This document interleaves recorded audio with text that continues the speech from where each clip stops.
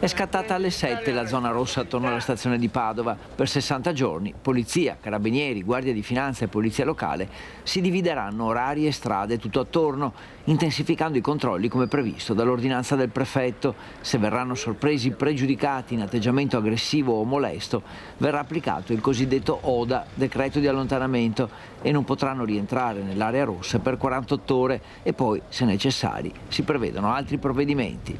Abbiamo appunto predisposto un piano dove continuativamente la zona della stazione, praticamente anche le aree, le vie, no, le limitrofe delimitate, parliamo di una porzione di territorio dove risiedono, quella individuata, 35.000 cittadini, 35.000 persone. Faremo anche dei servizi notturni. Anche se non tutti i frequentatori della stazione sanno esattamente di cosa si tratti, la maggior parte di padovani, studenti e pendolari sono favorevoli. Anche i commercianti sostengono la zona rossa senza allarmismi, respingendo infatti il concetto di emergenza, e parlano piuttosto di prevenzione, anche per proteggere la vocazione turistica della città. Pensiamo che qualsiasi misura di prevenzione che viene presa a tutela dei cittadini è accolta in maniera positiva. Di conseguenza condividiamo il pensiero del prefetto ad avere una stazione sicura, in quanto un biglietto da visita per una città che sta crescendo dal punto di vista soprattutto turistico. Questo non debba suonare come campanello d'allarme, ma bensì deve dare un'immagine che Padova è una città sicura. Allora io ringrazio il professor Luca Agostinetto, docente pedagogia generale e interculturale, di essere qui con noi questa mattina, perché parleremo di tante cose, di tante parole che non si sentono: razzismo, paura, delusione, rabbia, colore della pelle. Voi sapete che io invece ho il coraggio di parlare, di usare queste parole, che i ragazzi mi danno ragione, anche qui presenti in studio, quando li invito. Questa ragazza del Sansovino, dell'Istituto Sansovino di Oderzo, che era qui seduta accanto a me al posto del professor Luca Agostinetto, che ringrazio per la sua presenza, che ha detto: è vero Mirella, lo sento nella mia pelle quando esco di casa. I suoi compagni che mi davano ragione. Eppure questa parola fa paura alla politica, ma fa paura anche all'opinione pubblica, una certa di opinione pubblica, perché vuol dire metterti in gioco, parlarne, prendi la responsabilità di quello che dici. Prego, professore. Sì, Mirella ha proprio ragione, cioè è una parola che consideriamo ormai desueta, che vorremmo pensarla chiusa nei libri di storia, che non ci riguarda perché siamo una società civile, evoluta, accogliente, anzi siamo fin troppo bravi che insomma, ospitiamo così tanti stranieri. E invece non è così, si parla apertamente in letteratura di razzismo, di infrarazzismo, che sono quelle forme appunto latenti, inconfessate, mascherate anche da altri ambiti.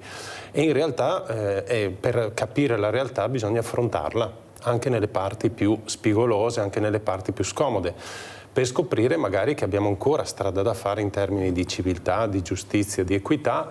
È brutto definirsi o sentire che alcune nostre scuole, classi, strade possono essere definite razziste, ma è così. Noi a Padova, io con il mio gruppo di ricerca, ma anche altri colleghi sia a Padova che in Italia, stiamo facendo alcune ricerche sulla forma apparentemente più banale del razzismo, che è quella del colorismo, cioè che è quella che parte proprio dal colore della pelle più scura per indicare, individuare stigma, penalizzare le persone, esercitare forme proprio di discriminazione. La stiamo facendo anche tra i bambini di scuola ed è incredibile come questa cosa esista ancora. Chiaramente se i bambini la percepiscono, la vedono, è un segno che nell'ambiente in cui vivono, certo, nella famiglia, nella società, è ancora veicolata questa forma. Allora, però questo può generare poi esclusione, non mi sento incluso, non mi accettano, e questo poi diventa rabbia, certo, che si manifesta con degli atti anche molto violenti, sia di vandalismo che personali, che contro anche la comunità. E a chi ci si deve rivolgere per capire che forse questi ragazzi vanno ascoltati, vanno capiti, vanno integrati?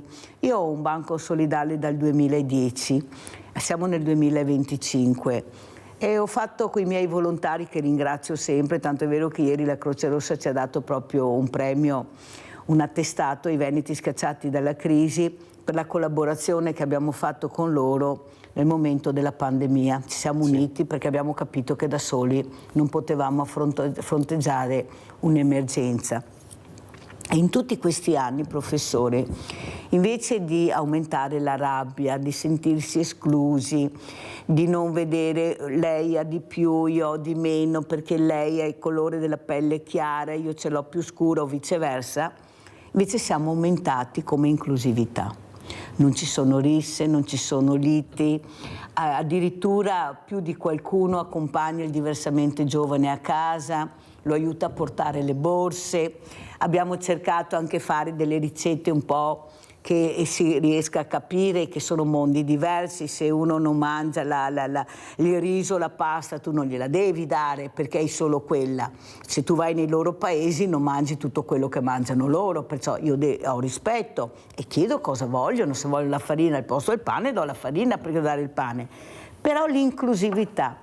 E una ragazza che ha fatto un percorso con noi, mamma anche di 2 bambini, 3 bambini anzi, ha detto una frase bellissima, professore. Per la prima volta nella mia vita mi sono sentita inclusa, non mi sono sentita esclusa. Questa è una frase che ha messo, ecco, guardate le immagini della Croce Rossa al banco, il nostro bravissimo regista Italo Morao è riuscito a trovarle. L'inclusione. Ecco, ma perché è così difficile includere? Io quando sento non possiamo accettare tutti, non possiamo accogliere tutti, io una persona ha chiesto: ma tu quanti ne hai in casa? Io non ne ho neanche uno. Tu quanti ne hai in casa? Hai mangiato bene, meno, hai bevuto meno, hai fatto una spesa in meno o in più? Cosa hai fatto che dici che non possiamo accogliere? Ecco, perché si sente dire questa frase che poi non è vera? Perché come Italia ne abbiamo molto meno della Germania, ad esempio, della Francia o della Spagna. Prego, professore. Certo, ha proprio ragione. È una questione che non ha a che fare tanto con la realtà quanto con la percezione che abbiamo della realtà. E di nuovo torniamo al discorso che è educativo fare i conti con il reale e non con le fiabe che abbiamo in testa. In Italia ci sono poco più di 5 milioni di stranieri e consideriamo che attualmente gli italiani che vivono all'estero senza avere alcuna cittadinanza estera sono più di 6 milioni.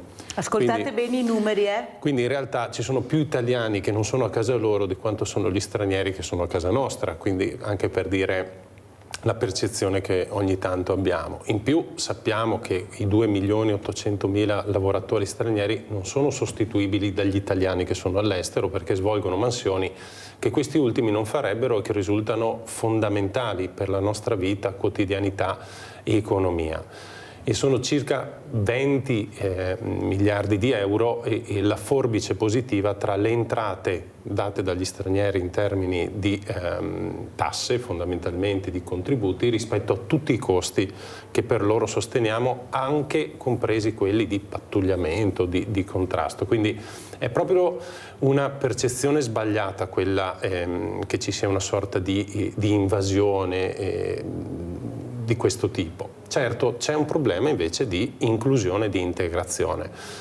La cosa più importante che dovremmo capire è che non ci sono 2 società, quella italiana e quella degli stranieri, ma ce n'è una sola, che è la società contemporanea, che include persone native italiane e persone con un background migratorio.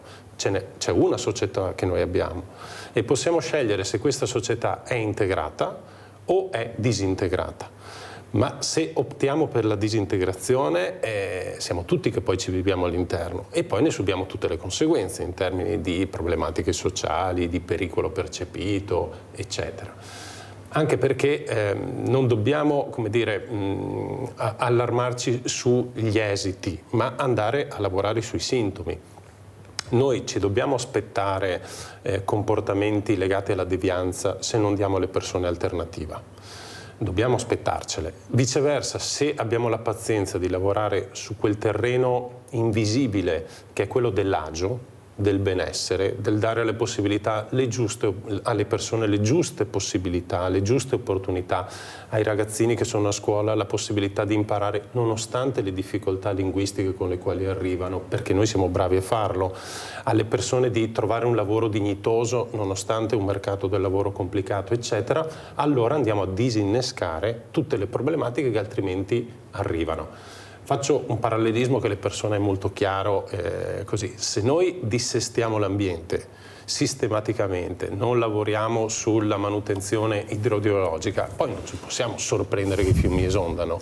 E quando il fiume è esondato, andare lì a mettere i sacchi di sabbia non risolve il problema. Quindi dovremmo lavorare appunto sulla prevenzione nel campo educativo, sulla prevenzione e sull'agio, cosa che fatichiamo a fare perché crediamo che sia un costo e in realtà è un investimento che poi anche in termini economici si rivela assolutamente proficuo. Allora professore, io ieri avevo gli agricoltori che hanno detto che protesteranno ancora perché troppa burocrazia, non riescono ad avere un guadagno in base al lavoro che fanno, al raccolto che ormai è sempre meno. E allora ho avuto anche un qui pro quo qualcuno di loro, perché io ho detto: ma perché non facciamo lavorare tutti questi ragazzi che io vedo, che ci parlo, che mi chiedono di lavorare, ma non hanno il cartellino giusto, perché manca sempre un colore, perché abbiamo tanti colori di cartellini prima di arrivare a quello definitivo. Ragazzi con dei fisici incredibilmente forti, perché dove sono nati hanno dovuto veramente camminare, fare fatica, sudare per avere un po' di acqua, un po' di cibo, camminare molto per arrivare ai pozzi o al cibo, e mi chiedono di lavorare. E allora più di qualcuno degli agricoltori mi ha detto: ma noi vogliamo gente professionale, noi vogliamo gente che sappia lavorare, che sappia adoperare, ecco, i mezzi all'avanguardia. Io gli ho risposto: io so che per arrivare all'università deve iniziare dalla prima elementare e io nei campi, ho detto loro, vedo persone chinate che raccolgono gli ortaggi, che seminano, che raccolgono. Non vedo tutti questi mezzi dell'ultima generazione, ce ne sono. E forse quando parlo con questi ragazzi e capisco che forse sanno lavorare la terra, molti di loro, non tutti, ma molti di loro, meglio dei nostri, perché loro conoscono la terra, conoscono molto bene la terra. Però c'è la formazione, là mi arrabbio molto. Perché per me, professor Agostinetto, la formazione si può fare anche lavorando. Come no? Non stando fermi o su una casa, su una stanza, uno sopra l'altro in attesa che arrivi questo cartellino. Poi ho parlato anche con qualche imprenditore, anche vinicolo, e lui mi ha detto: perché no, Mirella? Perché no? Allora c'è qualcosa, lei sorride, a me viene da piangere. Allora c'è qualcosa, sì. C'è un business, lo dico sempre, professore, io parlo chiaro, per tanto problemi io non ne ho. C'è un grande business che va bene così. Siccome il business è grande, perciò teniamo fermo tutto. Ma prima o poi questa cosa scoppierà, non si può continuare così. E allora continueremo ad aver paura del diverso, perché qualcuno prenderà voti. Prego. Purtroppo ha terribilmente ragione. Soluzioni logiche e convenienti ci sarebbero. La società è cambiata, una volta si cresceva in un ambiente nei quali si dava gli apprendimenti poi per il futuro, quindi le persone nascevano, non so, in una società rurale e agricola e fin da piccoli si imparava come poi si sarebbe dovuto lavorare. La società è cambiata, ma le persone imparano anche in fretta. E il learning by doing è proprio il modo più naturale che l'uomo ha di imparare facendo. Quindi se ci trinceriamo dietro una formazione ci fermiamo su un aspetto formale che non è efficace. Tuttavia il sospetto è che ci siano degli interessi a tenere chiusi questi legami. Pensiamo soltanto al sistema di ingresso, noi abbiamo bisogno di stranieri, ma di fatto non abbiamo un sistema di ingresso che permette loro di entrare regolarmente e poi ci lamentiamo però che sono irregolari. Abbiamo bisogno di lavoratori, ma ci lamentiamo che non hanno i titoli che noi scegliamo che devono avere per farlo e non gli diamo la possibilità di formarli. Quindi io purtroppo temo che ci sia un interesse a tenere alta l'instabilità, perché sull'instabilità arriva l'emergenza e sull'emergenza ogni intervento è legittimo. E in più, lei lo accennava, ma insomma mi sembra abbastanza evidente, nelle società complesse dove tante cose non funzionano, avere chiara una colpa, un capro espiatorio è estremamente funzionale alla politica, a dire il problema sono loro. Se io riesco a dire che il problema sono loro, la nemicalizzazione dell'altro, sposto l'attenzione sulle mie responsabilità. È un processo, come dire, furbetto, e il dramma è che è sulle spalle di centinaia, migliaia di persone, di ragazzi, di ragazzi, e alla fine anche nostra, perché come dicevamo prima, una società che non funziona è l'unica nella quale vivremo anche noi e i nostri figli, quindi alla lunga non ci conviene. Allora saluto anche Alessandro Invernici, collegato con noi da Bergamo, fondatore e vicepresidente Ragazzi on the Road. Ciao Alessandro, come stai? Buongiorno, oggi sono a Milano. Sei a Milano oggi? Sì, quest'oggi sono a Milano, grazie per questo rinomato invito. Io sono molto d'accordo rispetto a quello che state affrontando, insomma, questa mattina, l'argomento complesso certamente, però se mi permetti Mirella, io voglio spezzare davvero una lancia a favore di questi giovani, ulteriore, per dire che c'è ancora tanta speranza e la speranza dipende da ognuno di noi. Ma di quali giovani parli, Alessandro? Perché noi sfortunatamente abbiamo fatto una divisione, perché c'è il razzismo, ci sono questi ragazzi che non si sentono inclusi ma esclusi e diventano rabbiosi, fanno cose terribili. Tu di quali ragazzi fai? Che sono tantissimi, giustamente, quelli bravi che io cito sempre. Prego Alessandro. Io parto dal concetto, guarda, noi, tu lo sai, il nostro progetto si chiama On the Road, e quindi la strada è di tutti, no? Non tutti la rispettano, però educare significa prevenire, non solo punire. E io vi porto la testimonianza indiretta, diciamo così, di giovani che minori non accompagnati, piuttosto che ragazzi che giovani anche che vivono delle fragilità, delle situazioni, se volete, anche un po' borderline, un po' fuori dagli schemi. Noi operiamo molto come associazione no profit in questo affiancamento alle forze di polizia, alle polizie locali, alle forze dell'ordine. Vengono esclusivamente questi ragazzi, sono degli osservatori speciali, ma vengono affiancati appunto alle pattuglie, vengono affiancati ovviamente in situazioni di sicurezza per far vivere loro la realtà. Ecco, noi cooperiamo e collaboriamo molto anche con i servizi sociali, piuttosto che con il Tribunale dei minori o altre procure, e devo dirvi che quando li si responsabilizza, cioè quando un giovane anche un po' fuori dagli schemi, no? Anche appunto un po' di periferia, capisce che la responsabilità, no, sulla strada, che dietro quel volante, no, quando sei al volante e ce l'hai in mano, decidiamo il destino nostro e degli altri, quando vedono la legalità, no, inizialmente come un freno e poi la vivono e comprendono che è l'unico acceleratore della sicurezza, no, e della legalità. Quindi non basta conoscere le regole, spesso non le conoscono, ma le vivono direttamente nei panni di chi è chiamato a farle rispettare, bene, allora ne comprendono il valore. Ecco perché c'è speranza, perché noi dobbiamo tornare, almeno questa è la nostra formula, a capirne il valore, no? Che ad esempio ogni segnale stradale ha una storia di dolore dietro, no? Sapere, conoscere davvero la strada significa viverla. Noi diciamo sempre che il nostro non è un progetto, ma è un'esperienza di vita. Sentiamo come commenta il professor Luca Agostinetto le parole di Alessandro Invernici. Sono molto d'accordo con il professor Invernici. Sì, certo, parliamo di giovani che possono esperire delle situazioni più complicate. Allora, chiariamo due concetti. Uno è quello della vulnerabilità. Ogni essere umano è vulnerabile. Noi siamo esseri che nasciamo vulnerabili, nessun altro mammifero ha così bisogno di cure e di accudimento come il cucciolo d'uomo. E tutta la vita rimaniamo in qualche modo bisognosi degli altri. Se io ho bisogno di un intervento medico, devo rivolgermi a qualcuno. Quando sarò anziano ci sarà qualcuno che dovrà occuparsi di me. Quindi quella dell'essere umano è una condizione vulnerabile. Diventa fragilità nel momento in cui la mia vulnerabilità non è più garantita. Quindi quando io sono esposto a difficoltà e pericoli, la mia naturale vulnerabilità diventa un problema perché nessuno aiuta a proteggerla.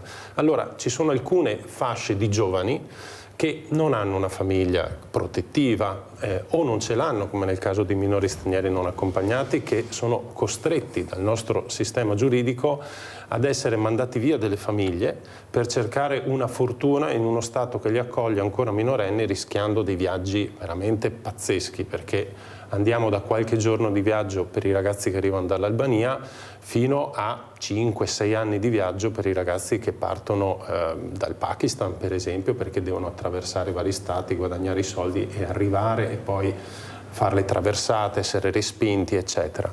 Qui la vulnerabilità diventa fragilità e allora è chiaro che noi come adulti dobbiamo fare qualcosa di più, perché dare a tutti la stessa cosa è una finta equità, diventa iniquo se partiamo da punti e da situazioni di fragilità diverse. Quindi ecco, progetti specifici come quello citato va a lavorare sulle fasce più fragili per riuscire in termini di equità e di giustizia sociale a dare anche loro una possibilità. Però la cosa importante è anche che laddove questa fragilità non si è ancora manifestata, lavorando di prevenzione evitiamo che poi si generi, altrimenti poi ci troviamo il problema più avanti. Molto chiaro e la ringrazio professor Agostinetto, saluto anche il professor Andrea Crisanti, senatore del Partito Democratico. Grazie professore di essere qui, ma io la voglio come senatore questa mattina. Voglio parlare di politica con lei, senatore, sì, non voglio il professore, voglio il senatore, perché intanto la ringrazio professor Crisanti, ma soprattutto capire perché la politica è così lenta, non è rock. Qui abbiamo Alessandro Invernizzi, ragazzi on the road che stanno cercando di portare avanti dei progetti, ma i progetti significano investire, investimenti sulla comunità. E non mi sembra che i partiti ascoltino molto, mi sembra che ci sia da parte di tutti arrivare alla poltrona, tenersi la poltrona, il business della poltrona.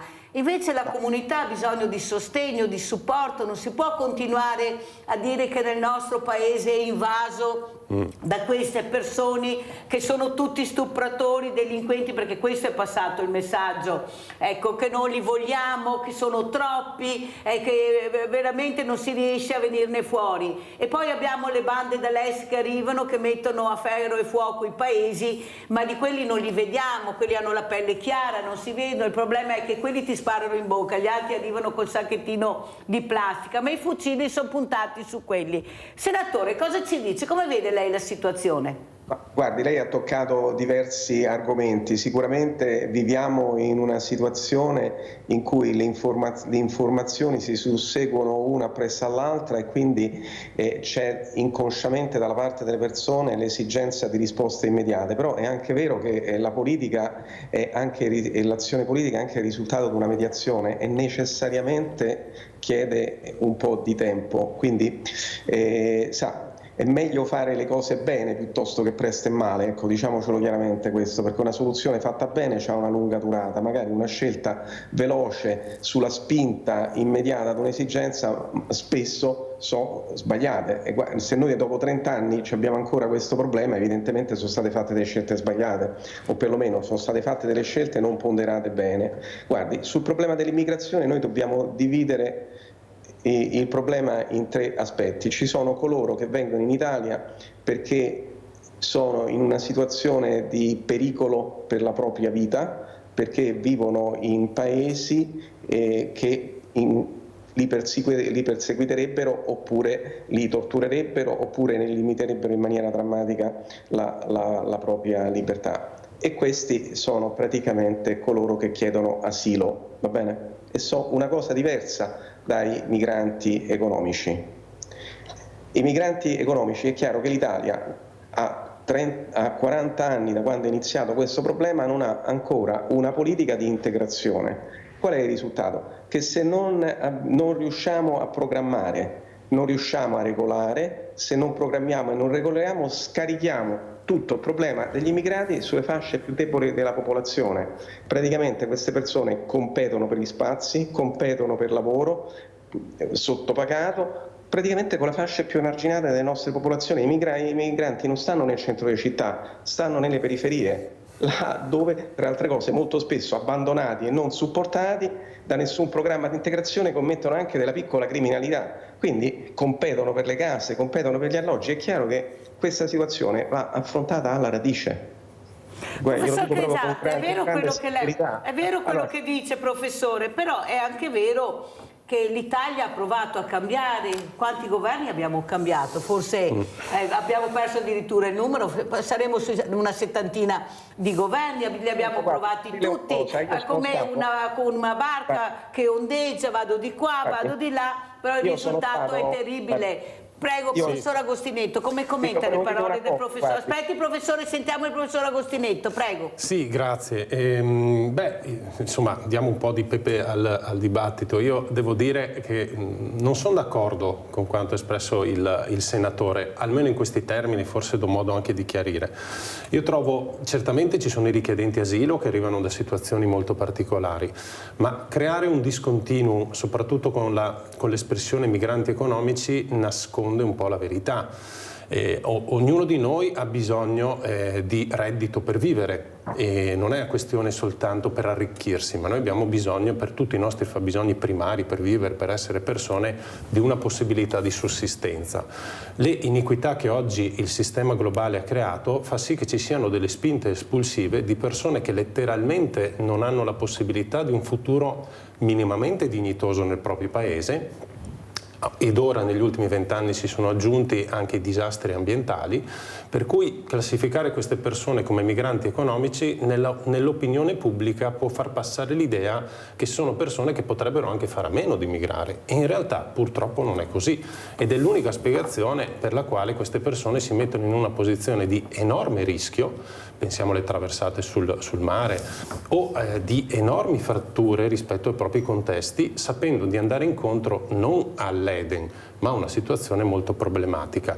Quindi io eviterei di parlare di migranti economici in questo senso, ma di persone altamente bisognose di cui, quello che dicevamo all'inizio, noi stessi abbiamo bisogno. Per cui i lavoratori che ci sono oggi in Italia non sarebbero assolutamente sostituibili con altri. I 2.800.000 lavoratori che abbiamo in Italia che si occupano di settori necessari alla nostra sopravvivenza non sono sostituibili.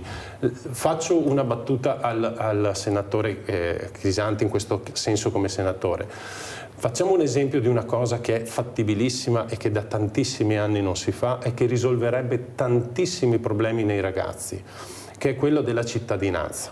Noi siamo ancora in una legge del 1992, che è ridicolo, perché l'immigrazione in Italia quella volta non c'era, e in una società completamente cambiata abbiamo una legge del 1992, concedere più facilmente la cittadinanza ai ragazzi vorrebbe farli sentire parte, corresponsabili, nuovi italiani che si fanno carico dei processi anche integrativi. Altrimenti, se li teniamo costantemente fuori, perché ci mettiamo che si arrabbino? Professor Crisanti, a lei la risposta. Sono perfettamente d'accordo, la legge va cambiata, è inaccettabile che un ragazzo che non sia nato in Italia debba arrivare fino al 18° anno di età pur sapendo benissimo l'italiano, essendo perfettamente integrato all'interno del sistema. Questa è una cosa su quale il mio partito si sta battendo, io sono perfettamente d'accordo, quindi qui non sfondiamo una porta aperta, però mi permette di tornare sull'esempio che volevo farle prima. Io recentemente ho visitato la comunità italiana a Wolfsburg. Wolfsburg è stata una delle regioni della Germania che ha visto negli anni 60-70 un'ondata di immigrazione italiana senza precedenti, perché lì si iniziava la produzione della Volkswagen. Bene, Stiamo parlando del 1960, i nostri immigrati sono andati lì, hanno trovato immediatamente le case dove li potevano accogliere, hanno trovato persone che parlavano l'italiano e il tedesco, hanno trovato le scuole immediatamente predisposte per i loro figli, hanno trovato gli assistenti sociali che li hanno accompagnati in tutto il percorso di integrazione e anche comprensione delle leggi della Germania. Questo significa integrare. E i nostri erano sicuramente bisognosi, perché non scordiamoci che cos'era la Calabria negli anni 60 o 50 o la Basilicata, Cioè, Carlo Levi aveva scritto Cristo si è fermato a Eboli pochi anni prima, ecco, quindi non è che noi abbiamo vissuto situazioni diverse. Ecco, questi italiani adesso sono parte integrante di quella società, sono apprezzati, c'è addirittura la piazza più importante di Wolfsburg che si chiama Piazza Italia, sono parte integrante di questa società, partecipano alle attività politiche, hanno dei ruoli importanti nell'elezione dei consiglieri comunali, addirittura del sindaco. Faccio questo esempio perché l'immigrazione va accompagnata, va sostenuta, va programmata. Però professor Crisanti, il problema... Se non facciamo questo, noi diamo carburante al populismo. Sì, però il problema è che continuano a mettere carburante al populismo e vediamo i risultati, vediamo anche cosa ne pensano le persone, purtroppo dico io, con questi messaggi negativi. Ma non è che la politica, professor Crisanti, invece di guardare ancora il rosso, il nero, il viola, l'arancione, si dovrebbe unire per tirare fuori questo paese?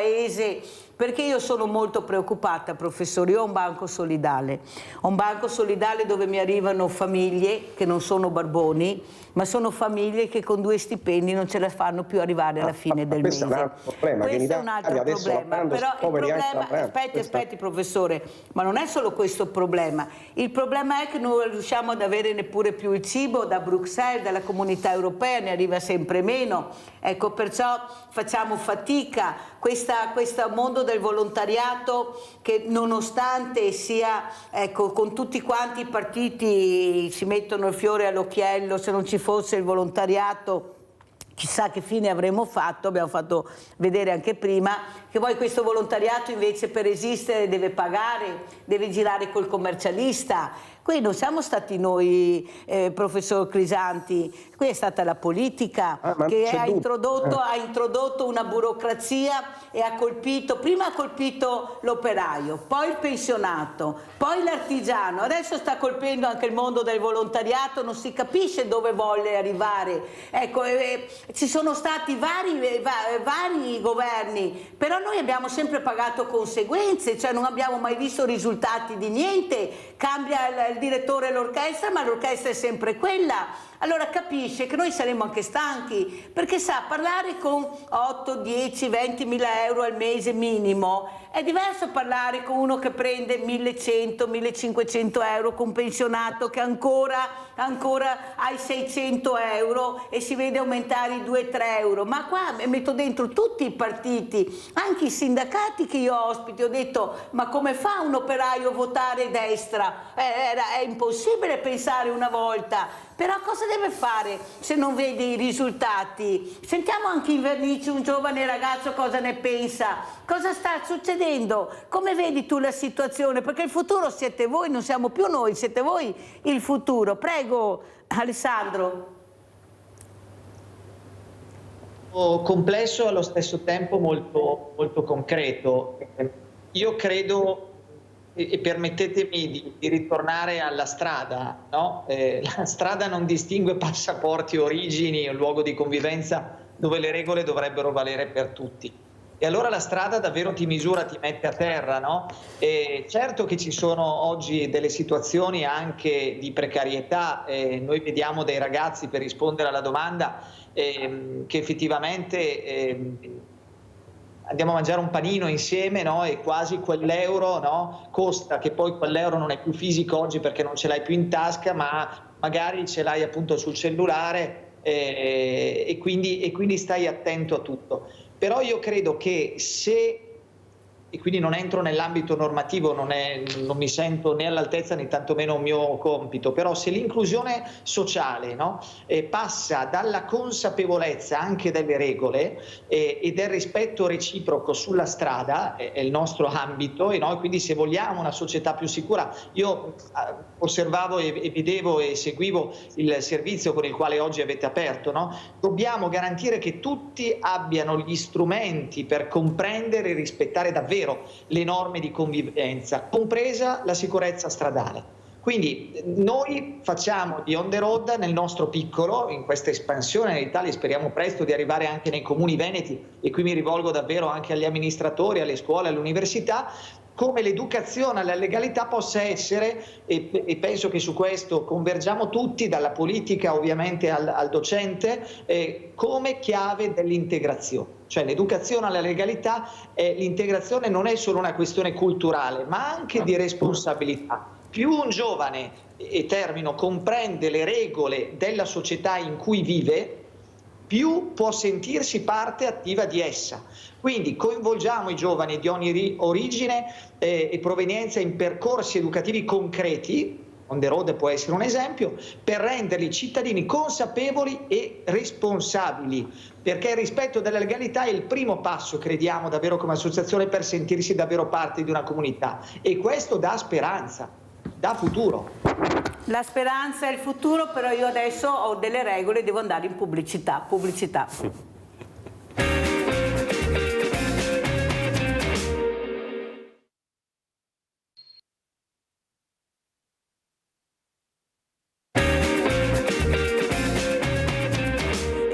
Col professor Luca Agostinetto, docente pedagogia generale e interculturale. Abbiamo il professor Andrea Crisanti, senatore del Partito Democratico, in questa veste di politico questa mattina, e abbiamo Alessandro Invernici, fondatore e vicepresidente Ragazzi On the Road. Allora professore, siccome so che lei ci deve lasciare alle 10 perché ha un altro impegno, cosa vuole dire, cosa vuole commentare? Una politica più road, un accelerare, non guardare i colori ma guardare il bene del paese? Prego.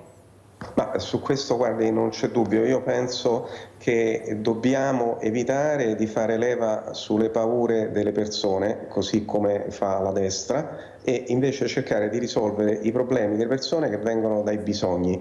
Le persone hanno bisogno di sicurezza, hanno bisogno di futuro e di prospettive per il futuro, e qui lei ha toccato chiaramente il problema dei giovani. Oggi si è poveri anche se si lavora, e questo è un problema che non era mai avvenuto prima. Prima il lavoro era la scuola, l'educazione, il lavoro erano degli strumenti per fare un importante salto sociale economico. Oggi non lo sono più, ed è per questo che la gente non va più a votare e non si interessa più della politica, perché sembra che è la stessa cosa e non fa differenza votare per uno o l'altro. Invece fa differenza, mi creda, fa differenza di chi invece fa leva sulla paura e chi invece cerca di risolvere i problemi. Poi faccio un ultimo ragionamento sulla immigrazione. Per dare dignità agli immigrati bisogna integrarli, bisogna mettere risorse per sostenerli, perché bisogna trovargli una casa, bisogna trovargli una scuola, bisogna trovargli un lavoro, altrimenti scarichiamo tutto il peso delle loro problematiche sulla fascia più debole delle popolazioni.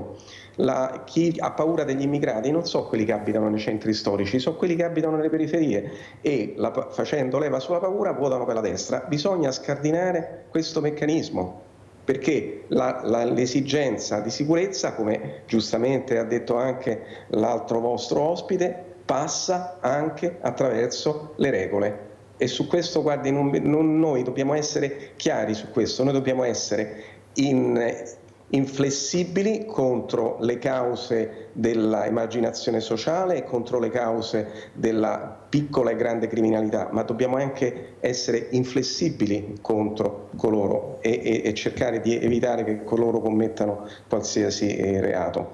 Poi mi permetta un'altra cosa, sulla politica di immigrazione noi dobbiamo anche evitare la retorica, dire noi ci prendiamo coloro che hanno un lavoro, coloro che sanno fare qualcosa. Le faccio un esempio, ma se noi prendiamo ingegneri, infermieri, dottori a paesi che sono economicamente disagiati, gli leviamo la ricchezza più importante che hanno, Guardi quello che è successo in Siria, dove praticamente la maggior parte del personale sanitario è immigrato in Germania. E la Siria in questo momento si trova senza un sistema sanitario che funzioni. Noi non dobbiamo, e guardi, io ritengo che sia eticamente inaccettabile fare le scelte da questi paesi sulla base delle professionalità di queste persone, perché li impoveriamo ancora di più. Guarda, però professore, non è che neanche noi stiamo tanto bene col sistema sanitario italiano, non è che dobbiamo andare in Siria, professore Iota, tantissime persone, anzi ve lo dico, scusatemi, faccio una parentesi, avete intasato il centralino non riusciva a partire, perciò mi dispiace per le persone che hanno chiamato, ma era intasato il centralino, adesso vediamo che forse si è sbloccato. Ma lei capisce bene che levare un infermiere al Congo, o un medico al Congo, o un ingegnere al Congo è un danno pazzesco per quella società. Ma sono perfettamente d'accordo, ma siccome parlano tutti di una sanità veneta, una sanità italiana, ecco, in forte crisi, anche quella veneta, perché guardiamo le liste d'attesa, guardiamo i medici di base che non ci sono, mancano infermieri, mancano ospiti. Io dico sempre al professor Crisanti, finisco, a me non interessa niente avere il letto d'oro, io voglio un buon medico, un buon infermiere, voglio una squadra che mi curi, chi se ne frega del letto d'oro e dell'ultima generazione di strumento se poi non ho chi lo manovra. Prego professore. No, ma guardi, adesso io non voglio entrare sul problema della sanità veneta, io quello che voglio dire è che nelle politiche di migrazione bisogna anche stare attenti a questa retorica, la industria ce lo chiede, questo ce lo chiede, abbiamo bisogno di tecnici, no, non è che così funziona, perché se noi leviamo queste risorse a questi paesi ne peggioriamo la condizione e gli impediamo di svilupparsi nel futuro. Quindi la politica di perché oggi abbiamo parlato di politica di immigrazione, bisogna avere una chiara idea su come programmare, regolare e aiutare le persone bisognose qui in Italia, e bisogna mettere le basi per aiutarle là, in modo che in futuro non ce ne abbiano più bisogno. Non dobbiamo noi creare i presupposti che fra 10 anni stanno nella stessa situazione. Sì, è vero professore, però dobbiamo anche tener conto che siccome io conduco una trasmissione a 360 gradi, che i bisognosi sono diventati anche i nostri diversamente giovani, che non si curano più, che non hanno i soldi per curarsi, ecco molti... ma vede, proprio sono queste persone qui che se noi non regoliamo l'immigrazione si sentono aggrediti anche dall'immigrazione. E guardi, lei ha toccato proprio un punto importante. Noi, i nostri italiani che guadagnano, che lavorano e guadagnano poco, che non trovano lavoro, che vivono le periferie, che non hanno possibilità attraverso l'educazione di fare un salto sociale e economico, sono le persone che dobbiamo curare di più, non c'è dubbio su questo. E curarle di più significa anche integrare l'immigrazione nella nostra società. Professor Agostinetto, cosa vuole dire il professor Crisanti, che adesso se ne deve andare? Io sono molto d'accordo con quanto afferma il professor Crisanti, mi viene da fare una battuta anche meno, nel senso non è verosimile, non è un programma politico credibile, forse neanche per la maggior parte degli italiani, che noi ci facciamo carico di trovar loro una casa, di trovar loro un lavoro, ma non serve questo, basterebbe favorire i processi integrativi, non penalizzare queste persone, favorire un ingresso più semplice rispetto a questo meccanismo assurdo dei click day. E le persone si attrezzano poi per integrarsi se noi facilitiamo questi processi. Non siamo nella Germania degli anni 60 in piena espansione economica, l'Italia non ha questa possibilità. La maggior parte dei lavoratori che arrivano non sono negli ospedali o come ingegneri, ma sono nei bassi profili. Se noi favoriamo semplicemente questa cosa, investiamo adeguatamente nella scuola, nei processi aggregativi, in progetti come quello del collega Invernici o in tutte le altre attività legate all'agio, favoriamo di fatto processi inclusivi. Il timore, professor Crisanti, sia quello che tanta politica questa calmierazione sociale non la vuole, perché scontentare le persone effettivamente le mobilita, non in una chiave di partecipazione politica positiva, ma in un malessere che poi sfocia verso soluzioni facili, violente, di fronte a colui che ti promette che in 448 risolve, ma non è civile questo. Io poi, per carità, do conto al suo partito, per esempio, che la prima legge sull'immigrazione, ricordiamoci che la Turco-Napolitano, l'ultima legge bella che è stata fatta in quest'ambito è la legge Zampa sui minori stranieri non accompagnati, però ecco, bisogna fare di più. D'altra parte è lei che è in Parlamento, è lei che ci rappresenta e queste istanze devono trovare in qualche modo risposta, altrimenti noi e loro rimarremo sotto a questa involuzione sociale. Prego, professor Crisanti, come commenta e come ci saluta?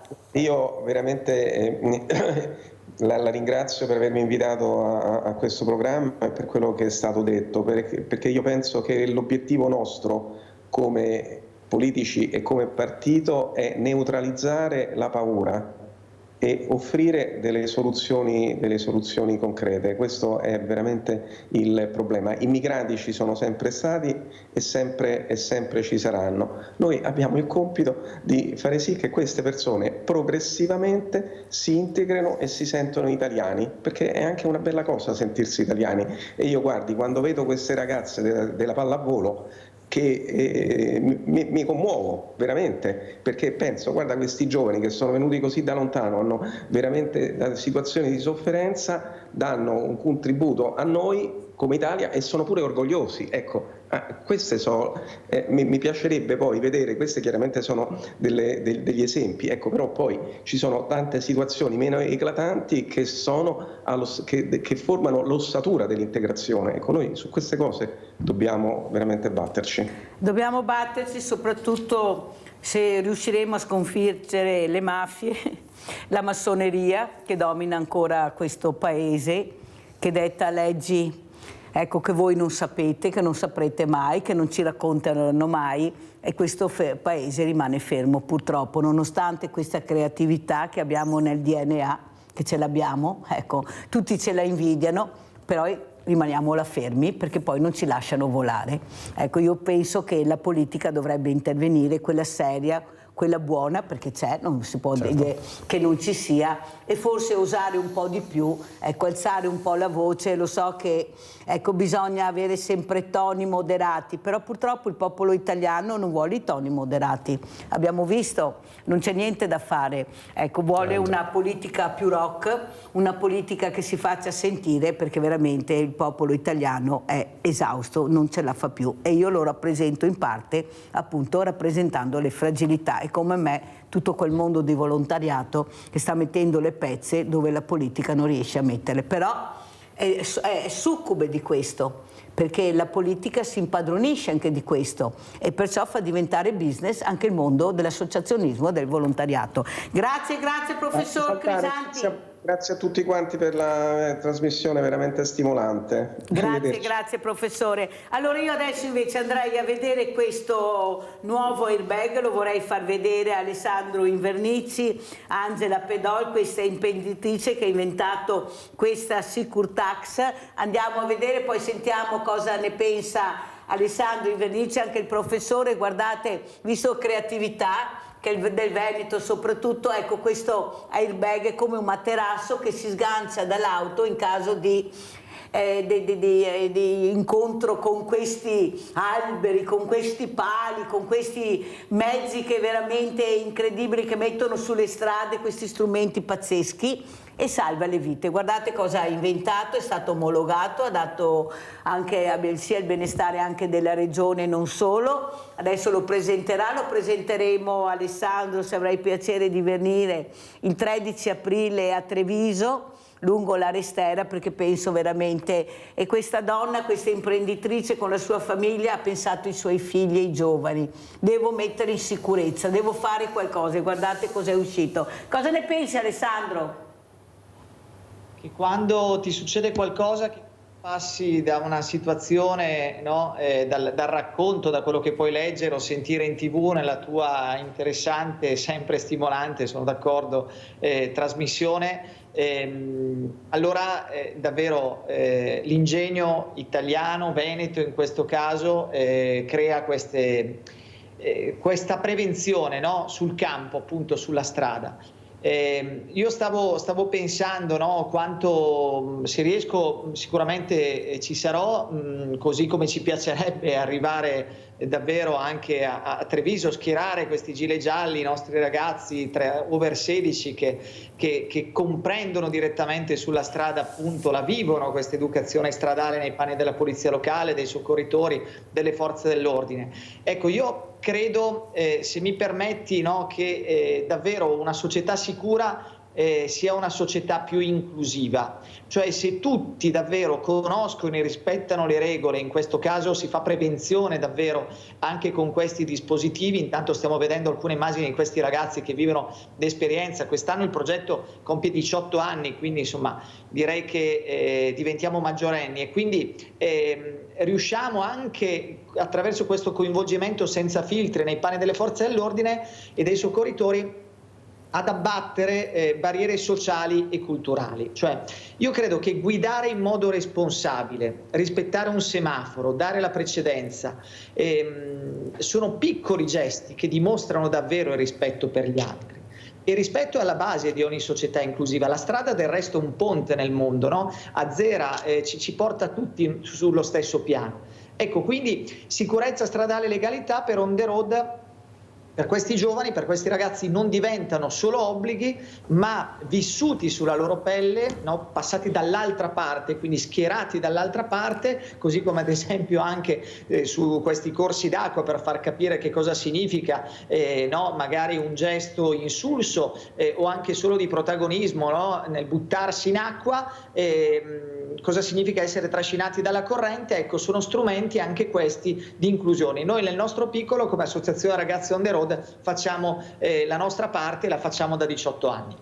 Vedi, Alessandro Invernici, quello che però il messaggio che sta passando anche dagli ospiti importanti che ho in trasmissione, ad esempio anche Gigi Pirollo che fa guida sicura con l'ACI, il problema è che lui dice che non sanno guidare, perciò noi siamo sempre fermi e ultimi, nel senso che la scuola guida, ma cosa vuoi insegnarmi ancora il motore, che se si ferma la macchina, cioè devo lasciarla là e chiamare il carro attrezzi, cioè non è che mi metto a alzare il cofano, vedere, cioè dobbiamo anche là imparare a capire che anche bisogna fare più formazione sulla guida, perché se lo dice un esperto che non sanno guidare, l'ha detto chiaro e tondo, tu capisci che io nella strada basta che ne incontri uno nella mia vita, non è che ne devo incontrare chissà quanti per farmi veramente male o per morire o per rimanere in sedia a rotelle, però questa velocità non viene combattuta perché le macchine non le fermano, anzi corrono sempre più forte.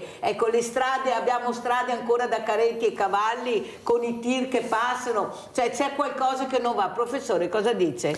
Beh, certo, è così. Io non sono esperto del settore, ma ho una figlia che sta facendo la patente, ecco. Quindi ovviamente come tutti poi giro in macchina tantissimo ed è un tema. A me viene da dire che l'esempio di questo nuovo brevetto, l'attività meritevole che fanno Ragazzi On The Road ci dice una cosa, ci dice che noi possiamo sempre individuare realisticamente i problemi. I ragazzi non sanno guidare, non c'è una cultura che educhi alla moderazione, ma piuttosto all'esagerazione, al vanto, alla trasgressione, al bere, eccetera. Però sempre si può fare sempre meglio. Ecco, c'è un grande pedagogista brasiliano che è Paulo Freire, forse il più grande pedagogista del Novecento, che diceva: il più grande nemico dell'uomo è il fatalismo. Quando le persone dicono ma è così, ma gli stranieri sono per conto loro, sono pericolosi, ma tanto la strada è insicura, quando noi accettiamo il fatalismo diventa il nostro principale nemico. Combatterlo cercando di fare un passettino avanti ogni giorno è la strada dell'uomo. Allora sentiamo come ci saluta Alessandro Invernici mentre il professor Luca Agostinetto rimane ancora un po' con noi. Prego Alessandro. Grazie professore. A proposito della patente, tra l'altro invito anche sua figlia ad unirsi insieme ai nostri ragazzi che educano ragazzi attraverso questa peer-to-peer. Sulle scuole guida permettetemi di ricordare anche qui un impegno che ci siamo assunti. Abbiamo stipulato già da diverso tempo, da qualche tempo, una partnership con un'ASCA, con l'Unione Nazionale Autoscuole e Studi di Consulenza Automobilistica, per rafforzare davvero la cultura della sicurezza stradale e della legalità, ma in modo concreto, cioè oltre alla teoria e alla pratica, noi portiamo questi ragazzi e li facciamo vivere un'esperienza reale, no? Appunto sulla strada, prima che conseguano la patente. Quindi un'educazione stradale più completa e qualificata è una formazione che deve essere continua attraverso un'esperienza pratica e un coinvolgimento attivo sul campo. Noi ci crediamo. Grazie Alessandro Invernici, ragazzi on the road, grazie pubblicità. Grazie a voi, buona giornata. Ciao.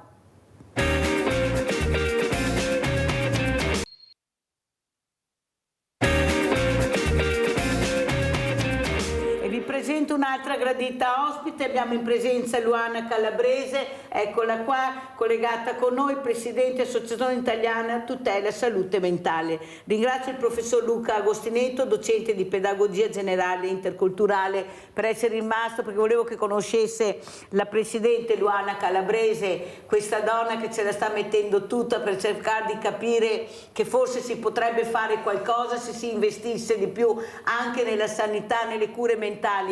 Cosa ci dice, Presidente? Prego. È che ho accettato veramente volentieri questo invito, perché oggi devo dare un'importante notizia. Oh, meno male.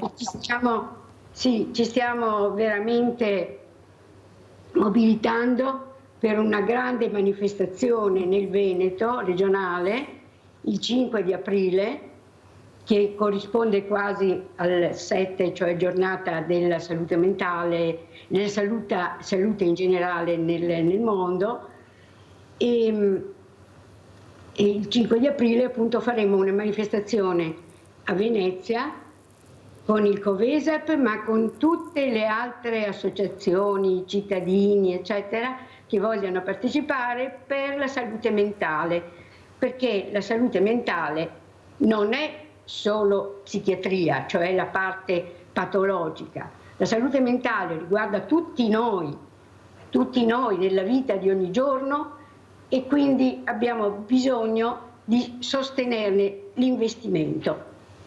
Ha fatto bene a ricordare, si parla sempre di questo, poi alla fine Luana Calabrese, si parla di investimenti, però non ascoltano. Si trovano investimenti per le guerre, per le armi, soprattutto siamo il paese, io lo dico tutte le mattine, il più grande produttore di armi al mondo, nessuno lo dice, se non lo dico io non lo sento.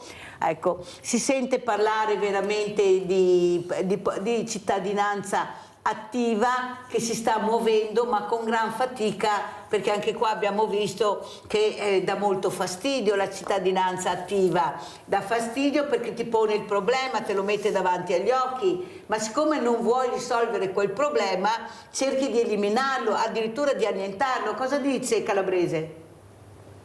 Sì, dico che sì, bisogna investire non solo economicamente, ma anche in qualità. Cioè i servizi che adesso ci sono insufficienti, ma anche male orientati alla cura. Pare che solo il 7% di chi chiede di essere curato ha delle cure adeguate. No. 7% su 100 persone che ne hanno bisogno, il 7% ce le ha adeguate. Perché? Perché tutte le altre sono o in residenze, lontane dalla società, lontane dall'ambiente e dalla possibilità di riabilitarsi, di vivere nel proprio ambiente, cioè di riprendersi. Queste non sono cure. Professor Agostinetto, come commenta le parole della Presidente Luana Calabrese? Beh, è molto importante quanto va dicendo, perché io che lavoro con i giovani, lavoro nelle comunità terapeutiche per minori, lavoro nelle scuole, il grande fantasma silenzioso che nessuno nomina è la salute mentale. Siamo forse in un'emergenza rispetto alla salute mentale. Gli abbiamo dato nomi nei quali siamo un po' più confidenti, un po' di depressione, un po' di ansia, eccetera. Abbiamo farmaci quasi ormai da banco, ma non è un problema realmente affrontato. Ed è un grandissimo tema che sta dilagando sotto i nostri occhi e che rischierà di esplodere un domani. Oggi è la giornata mondiale contro il bullismo. ed è un problema grande, ed è ancora molto attivo in Italia, ed è espanso con le possibilità di internet, per cui si parla di cyberbullismo, quindi i danni che si riuscivano a fare una volta tra un gruppetto di persone adesso si moltiplicano perché le persone sono connesse in rete. Ma anche in questo caso che salute mentale c'è di base? Che sofferenza hanno le persone a casa? Noi guardiamo sempre, quando, come accennava la Presidente Calabrese, quando il problema è conclamato, sfocia in chiave psichiatrica, ma anche in questo caso dovremmo agire prima. Io recentemente approfitto di questo palcoscenico, ho letto, finito ieri, un bellissimo libro di uno psichiatra genovese che si chiama Milone, e il libro si chiama L'arte di legare le persone, e parla di lui, di 40 anni di psichiatria d'emergenza, quindi stiamo parlando dei ricoveri, ma che in qualche modo ti fa vedere un lato della nostra normalità che non abbiamo il coraggio di affrontare, di confessare. Poterne parlare e esplicitare le questioni significa affrontare i problemi prima che diventino esplosivi. Quindi trovo il lavoro che fa la Presidente molto importante. Importantissimo, infatti io sono onorato ogni volta che riesco a averla ospite, perché prima una persona che ha il coraggio di dire la verità, non sempre è facile sentire la verità, oppure dare i numeri, ma ognuno bisogna vedere che numeri dà, perché bisogna anche saperli leggere questi numeri e saperli contrastare, se no ognuno può dire quello che vuole e tu non hai voce in capitolo. Abbiamo Rinaldo, si è sbloccato il centralino, vai Rinaldo! Pronto? Niente. Pronto? Rinaldo? Pronto? Sì. Pronto? Pronto Mirella, pronto? Ecco qua, siamo riusciti, stamattina siete riusciti a bloccare il centralino. Ma quanti avete chiamato stamattina? Vai Rinaldo. Ciao Mirella e buongiorno ai tuoi ospiti. Prego. Da stamattina che te chiamo, che te sento, porta pazienza. che ho seguito tutto quanto è fiera. Dei problemi che ti hai portato stamattina. Ma saremo i vecchi come fuggo. Non ne occorre, cosa ne occorre? I psicologi, per tutta ma le cose che Dio non cerca, che vuole volontà di risolverli. Mi è andato, ho conosciuto Bagaglia, perché ho girato tutti i manicomi in Venezia, perché era crea Venezia, vabbè, c'era Lager, quando che mi sarai? E aveva creato strada per creare per le persone malate di psichiatria, di curarle. Non ha fatto niente a nessuno, e se sta ancora appeso a che pareva che dovesse fare, non ha fatto niente, come tutte le robe che fa gli italiani. Adesso è il governo che è a Lega, Fratelli d'Italia, di tutti i partitini, cosa fai?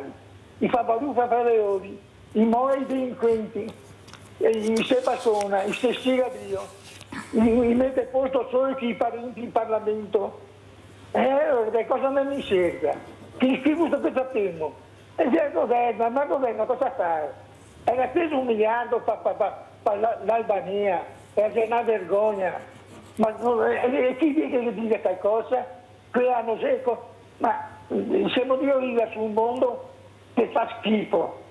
Finché non, il discorso della gente che arriva dall'Africa, quella è una roba epocale. Bisognerà sempre di più, perché finché il deserto, finché la terra si secca, non dà più da mangiare né acqua, arriva tutti qua. Quindi figli, neanche a qualità non hai, perché ha fame. E non lo capivo questo problema. Noi altri che siamo l'Occidente opulento, che non ne manca niente, andiamo sempre i nostri figlioli, poveretti, bisogna aiutarli. Ma aiutare cosa? Grazie Rinaldo, fammi andare avanti, se no non ce la faccio, grazie. Comunque sei stato chiarissimo. Prego Calabresi, come commenta le parole anche che ha sentito, anche quelle che ha detto il professor Agostinetto, prego. E le commento con un esempio. Nel nostro distretto di Asolo, che comprende Castelfranco, Valdobbiadene, Montebelluna e Asolo, i 4 precedenti distretti, ci sono 2 CSM che sono il cuore, diciamo, della psichiatria, cioè da dove partono i vari input, le varie cure, dovrebbero partire da lì. I 2 CSM non hanno lo psichiatra, nel senso che se una persona ha bisogno di una visita urgente non può andare perché non troverà nessuno, non c'è uno psichiatra nel CSM di Castelfranco né in quello di Valdobbiadene. Deve andare a... Si è bloccato? Vediamo se riprende. No, si è bloccato. Allora, sentiamo intanto il professor Agostinetto. Non c'è... lei si è messo le mani sui capelli, non c'è il psichiatra perché veramente è da mettersi le mani nei capelli. Sì. Ecco, allora, di cosa ci stanno raccontando? Vediamo se riprende. Prego, Calabrese. Sì, riprende, sono io che mi chiamano al telefono e sono con l'hotspot purtroppo. Ecco, sì, quindi non è possibile, non hanno visite adeguate, ravvicinate, le persone non sono seguite adeguatamente, ma proprio per niente, sono abbandonate. Cioè, non è possibile, loro seguono lì a Montebelluna le urgenze. Ecco. Professor Agostinetto, prego. No. Prego, aspetti, professoressa, prego. Sì, no, è un ottimo esempio di come a volte noi le soluzioni le abbiamo, magari è bella l'idea di fare i distretti, la vicinanza sanitaria, ma se poi mancano i psichiatri, di che cosa stiamo parlando? E mi aggancio a una cosa che diceva chi ha chiamato da casa, tra le molte cose che ha detto, però una cosa che ha detto e che fa riflettere secondo me rispetto ai centri d'accoglienza temporanea in Albania, che noi diciamo sempre che mancano i soldi, però per certe cose riusciamo a trovarli. Allora si tratta di, se è una politica seria, di dare delle priorità. L'esempio appunto del centro di detenzione temporaneo in Albania è un esempio di una cosa dal punto di vista numerico completamente ininfluente, enormemente costoso, che ha solo una funzione politica di far credere che stiamo affrontando realmente il problema, mentre ci sono problemi reali di persone in un distretto così ampio che avrebbero bisogno di un consulto psichiatrico. Lei lo accennava anche prima, il tasso di pericolo suicidario tra tanti giovani è elevatissimo. Come facciamo a non avere un presidio realmente attivo? Le persone vivono sempre di più, malattie neurodegenerative sono sempre più frequenti e ricadono anche sulle famiglie, non solo sulle persone che li vivono. Su questo non investiamo, è proprio un'enorme contraddizione. Però, Presidente Calabrese, quello che traspare è anche che l'opinione pubblica è molto traballante in questo, non conosce, non sa. E allora cosa succede? Succede che arriva la confusione e chi grida di più la vince su questo popolo che è sempre ondeggiante, è sempre in balia di un mare tempestoso. Da chi vado? Cosa faccio? Se non fai parte dei cerchi magici anche come associazioni non riesci a entrare, anche se hai fatto delle cose buone, che sei propositivo. No, non si può. Io ho litigato in regione perché hanno fatto un tavolo importante con un'associazione che si occupava di una certa malattia, ma non aveva i numeri, perché per arrivare a questo tavolo doveva avere il numero 10 persone, lei ne aveva 7. Allora non poteva entrare.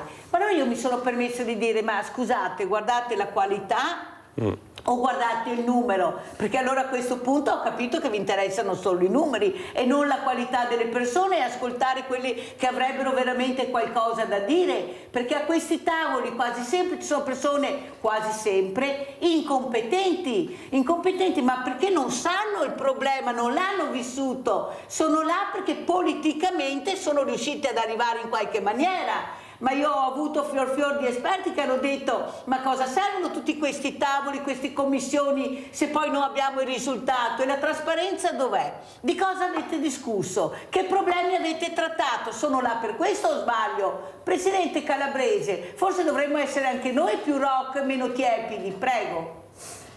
Purtroppo tutto si basa sui bilanci e sull'economia.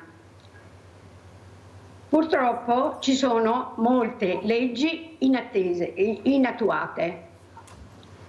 la gente non conosce, non sa proprio difendersi, non conosce i propri diritti. E faccio un altro esempio. Abbiamo la legislazione, abbiamo i LEA, i livelli essenziali di assistenza, e abbiamo l'ISEE. Non viene applicato nella quantificazione della retta che la persona deve pagare. Spesso non devono pagare nulla, perché anche il Consiglio di Stato ha detto che per la salute mentale con alta intensità, con prestazioni di alta intensità non devono pagare niente, e invece la Regione e la USL assolutamente non vogliono entrare nella questione, non assicurano la gratuità, ma neanche l'ISEE viene applicata dai comuni. Pertanto un caso concreto è questo. Per una struttura per la quale è stata ottenuta dal Consiglio di Stato una sentenza positiva per cui ha pagato per quella persona la USL, ha dovuto pagare, nella stessa struttura c'è un'altra persona alla quale è stato mandato un decreto ingiuntivo di 82.000 euro. Dovrebbe questa persona avere o la prestazione gratuita o comunque, siccome ha un ISEE bassissimo, dovrebbe pagare il comune. Cosa succede? Che invece con questo decreto ingiuntivo che viene dal gestore che non ha ricevuto nessun soldo da nessuna parte, deve fare opposizione. L'opposizione, perché la cifra è alta, 82.000 euro sono tanti, il costo medio dell'opposizione che chiede l'avvocato sono 20.000 euro. Cioè, questa è la situazione che sto seguendo adesso, perché come associazione mi sto prendendo cura di questi casi, ma sa quanti ce ne sono? È terribile. Lo so, vede, Presidente Calabrese, il problema è che quelli che hanno le idee chiare, guardi, lo posso assicurare, ce ne sono tante, dai sindacati all'associazionismo, ce ne sono tanti che avrebbero delle ricette anche valide, ma non entri, non ti ascoltano, sanno che tu porteresti avanti, ma sanno benissimo che tu devi cambiare il percorso che hai destinato quella cifra, quell'investimento, e perciò non ascolti. Ma poi chi è che ne paga le conseguenze? Le fragilità.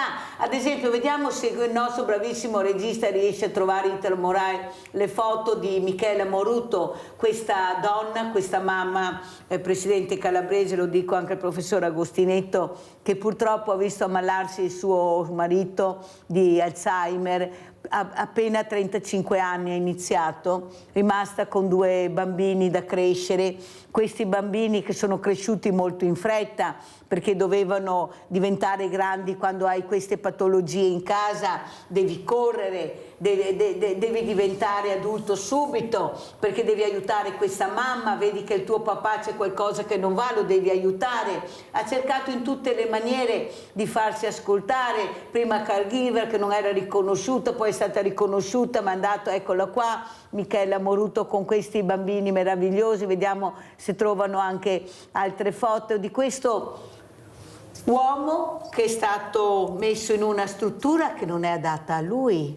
Questi bambini, ecco, è diventato anche alfiere della Repubblica, il più grande, eccolo qua, Mattia. Ma chi se ne frega del diploma e della medaglia se dopo non mi supporti economicamente, perché mia mamma deve andare a lavorare, io devo andare a scuola con mio fratello, devo avere quello che mi aspetta di diritto come bambino.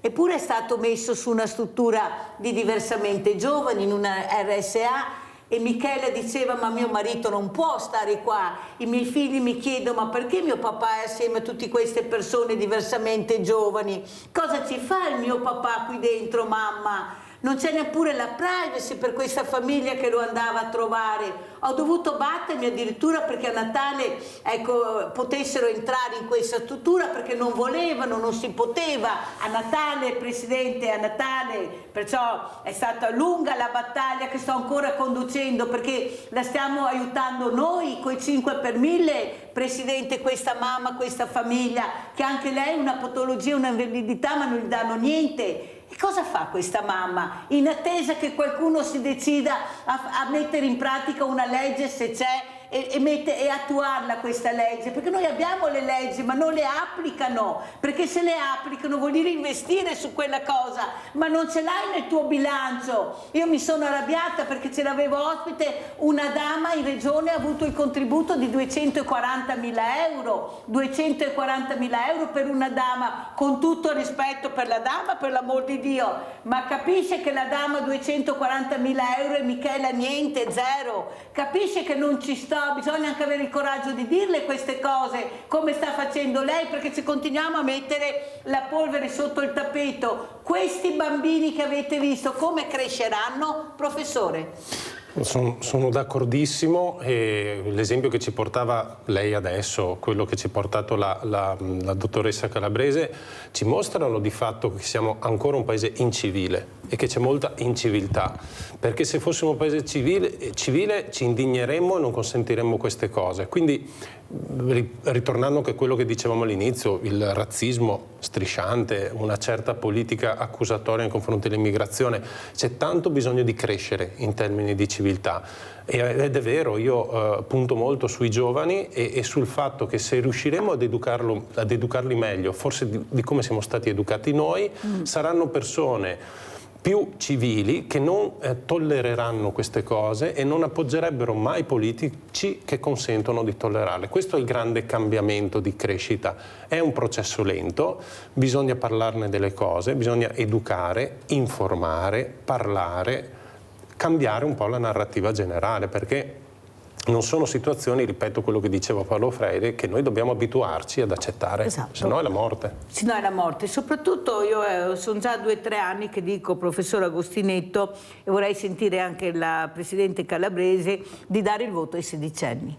Forse se vogliamo anche fare un cambiamento in questo Paese, forse riusciamo a farlo responsabilizzando. Io dico sempre, ma come? Gli date pure il patentino per metterli nella strada, per guidare una motoretta, qualsiasi cosa, dovevano fare il patentino. Diamo il patentino per dare il voto, lasciamoli votare. Ma non sono preparati, non sanno, bisogna educarli un pochino, perché i 30enni, 40enni, 60enni sono preparati al voto. Cosa ne dice, professor Agostinetto? È una bella provocazione, interessante, secondo me è una cosa che stimolerebbe la scuola, la società civile. Che si fa anche in altri paesi, poi oltretutto. Che stimola. Temo molto la politica che vede una nuova fetta di possibili utenti da accalappiare e da sedurre, però ecco, non possiamo, per il fatto che una cosa è difficile o richiede impegno, rinunciare, perché altrimenti rinunciamo a tutte le cose che contano. Quindi, come tutte le sfide civili, è una cosa estremamente stimolante. Lei è un docente, secondo lei questi ragazzi sarebbero preparati a 16 anni a fare questa croce, andare al voto? Allora, come dice lei, temo che non lo siano nemmeno i 30enni, però non abbiamo una reale alternativa alla democrazia. Quindi dobbiamo partire dalla democrazia, e ogni cosa che allarga la democrazia è una cosa utile, e sta a noi attrezzarci perché quella democrazia sia anche effettiva. Quindi non è, altrimenti diamo ragione a quelli che dicono ritorniamo all'uomo forte visto che la democrazia non funziona. È il contrario, quindi io sarei d'accordo, allarghiamo la democrazia e attrezziamoci di più per preparare questi ragazzi. Oggi non lo sono, dobbiamo fare in modo che lo siano. Certo, visto che lo fanno anche in altri paesi, mi sembra che funzioni, mi sembra che non ci siano questi problemi. Proviamo anche noi, oltre a copiare i grattacieli, i centri commerciali, magari se copiamo anche qualcosa di buono che funziona in altre realtà, forse andrebbe meglio anche questo paese. Abbiamo Maurizio da Consello e poi salutiamo il professore che deve andare via. Vai Maurizio! Ciao Mirella, buongiorno ai tuoi ospiti, la dottoressa Calabrese e il professore, che dopo devo chiederle una cosa. Allora Mirella, io mi allaccio a quello che tu hai detto prima, innanzitutto, quello della signora dama. e ha preso adesso non so 240.000 euro. Sì, li ho letti tutti i bilanci perché sono pubblici, perciò problemi zero. Io quei soldi, Mirella, ascolta bene, li avrei dati distribuiti a tutte quelle persone che vivono nella disabilità, ok? Avrei fatto metà per ciascuno anziché di darli a tutti a quella dama. Va bene, lasciamo perdere. Allora, professore, io non so se lei mi sa dare qualche risposta. Io praticamente ho capito che ci sono esenzioni al ticket di serie A e di serie B. Cosa voglio dire? Che non sono tutti uguali. Io purtroppo mi devo togliere un dente perché qua ultimamente mi fa un male che non le dico. Allora, praticamente mi sono recato al CUP di Colselve per vedere se sono esente il ticket per togliere questo fastidioso dente. Mi hanno messo praticamente il 7RQ, che vorrei naturalmente che lei ci specificasse meglio se è in tema a questo discorso. Il 7RQ ti dà sì la partecipazione alle prestazioni odontotecniche, da quello che ho capito, però devi pagare il ticket lo stesso. Allora, delle due l'una, io come mi devo comportare qua? Mi dia una spiegazione, dottore. Ciao Mirella, buon fine settimana a tutti quanti, grazie. Maurizio, ti ho fatto una domanda, non so se il professore giustamente, perché esula da quella che è la sua competenza. Sono un professore universitario di pedagogia. Esatto. Mi lusinga il fatto che ci possa essere laurea che un professore universitario sa tutto, ma non è affatto così. Forse la collega calabrese che è nell'ambito sanitario sa qualcosa di più, o più lei? Forse. No, anch'io questa io non è che posso sapere tutto neanch'io, caro Maurizio, anche perché ogni mattina che ti alzi c'è una cosa nuova, una gamella nuova, un qualcosa di nuovo che non conosci e qui anche la trasparenza dovrebbe essere sovrana. Maurizio dovrebbe telefonare qui a Sveglia Veneti, ma dovrebbe essere il medico di famiglia che dà queste spiegazioni. Ecco, Presidente Calabrese, cosa dice lei qui? Non vedi, siamo nella balia totale di... chi è che chiamo adesso? Prego. No, allora, per rispondere al signore di prima si deve rivolgere all'URP. Per avere maggiori spiegazioni. Noi, cioè almeno io non ne so, anch'io sono laureata in legge, cioè non sono un medico.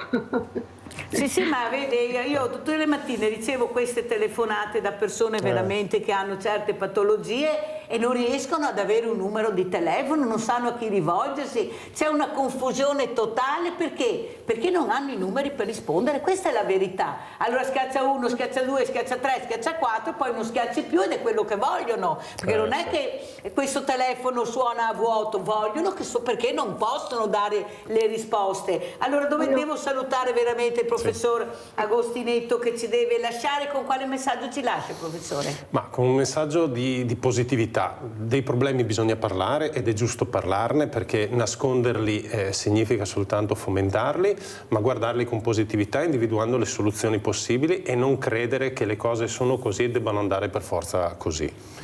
E fare ognuno il proprio pezzetto e qui in questa trasmissione lo si sta facendo, noi lo facciamo all'università, nelle varie associazioni, ecco, tra di noi crediamoci che le cose possono cambiare. Allora andiamo a vedere questo servizio, andiamo a Treviso, salute mentale, noi voci invisibili. Grazie professore, buona giornata. Grazie a lei e a tutti. Noi voci invisibili perché il disturbo non lo vedi. Ripeto, non è come un braccio rotto, non si vede ma c'è.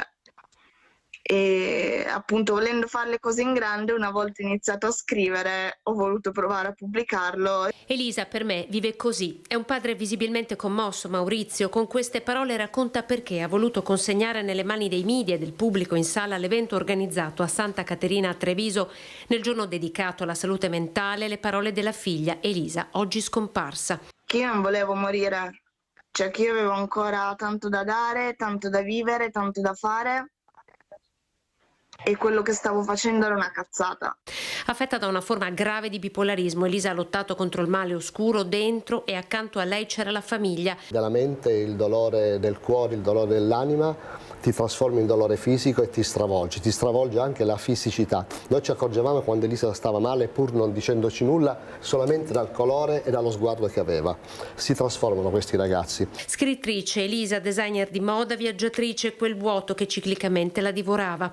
Il padre Maurizio da Como è arrivato in Veneto per condividere questa storia e fare rete.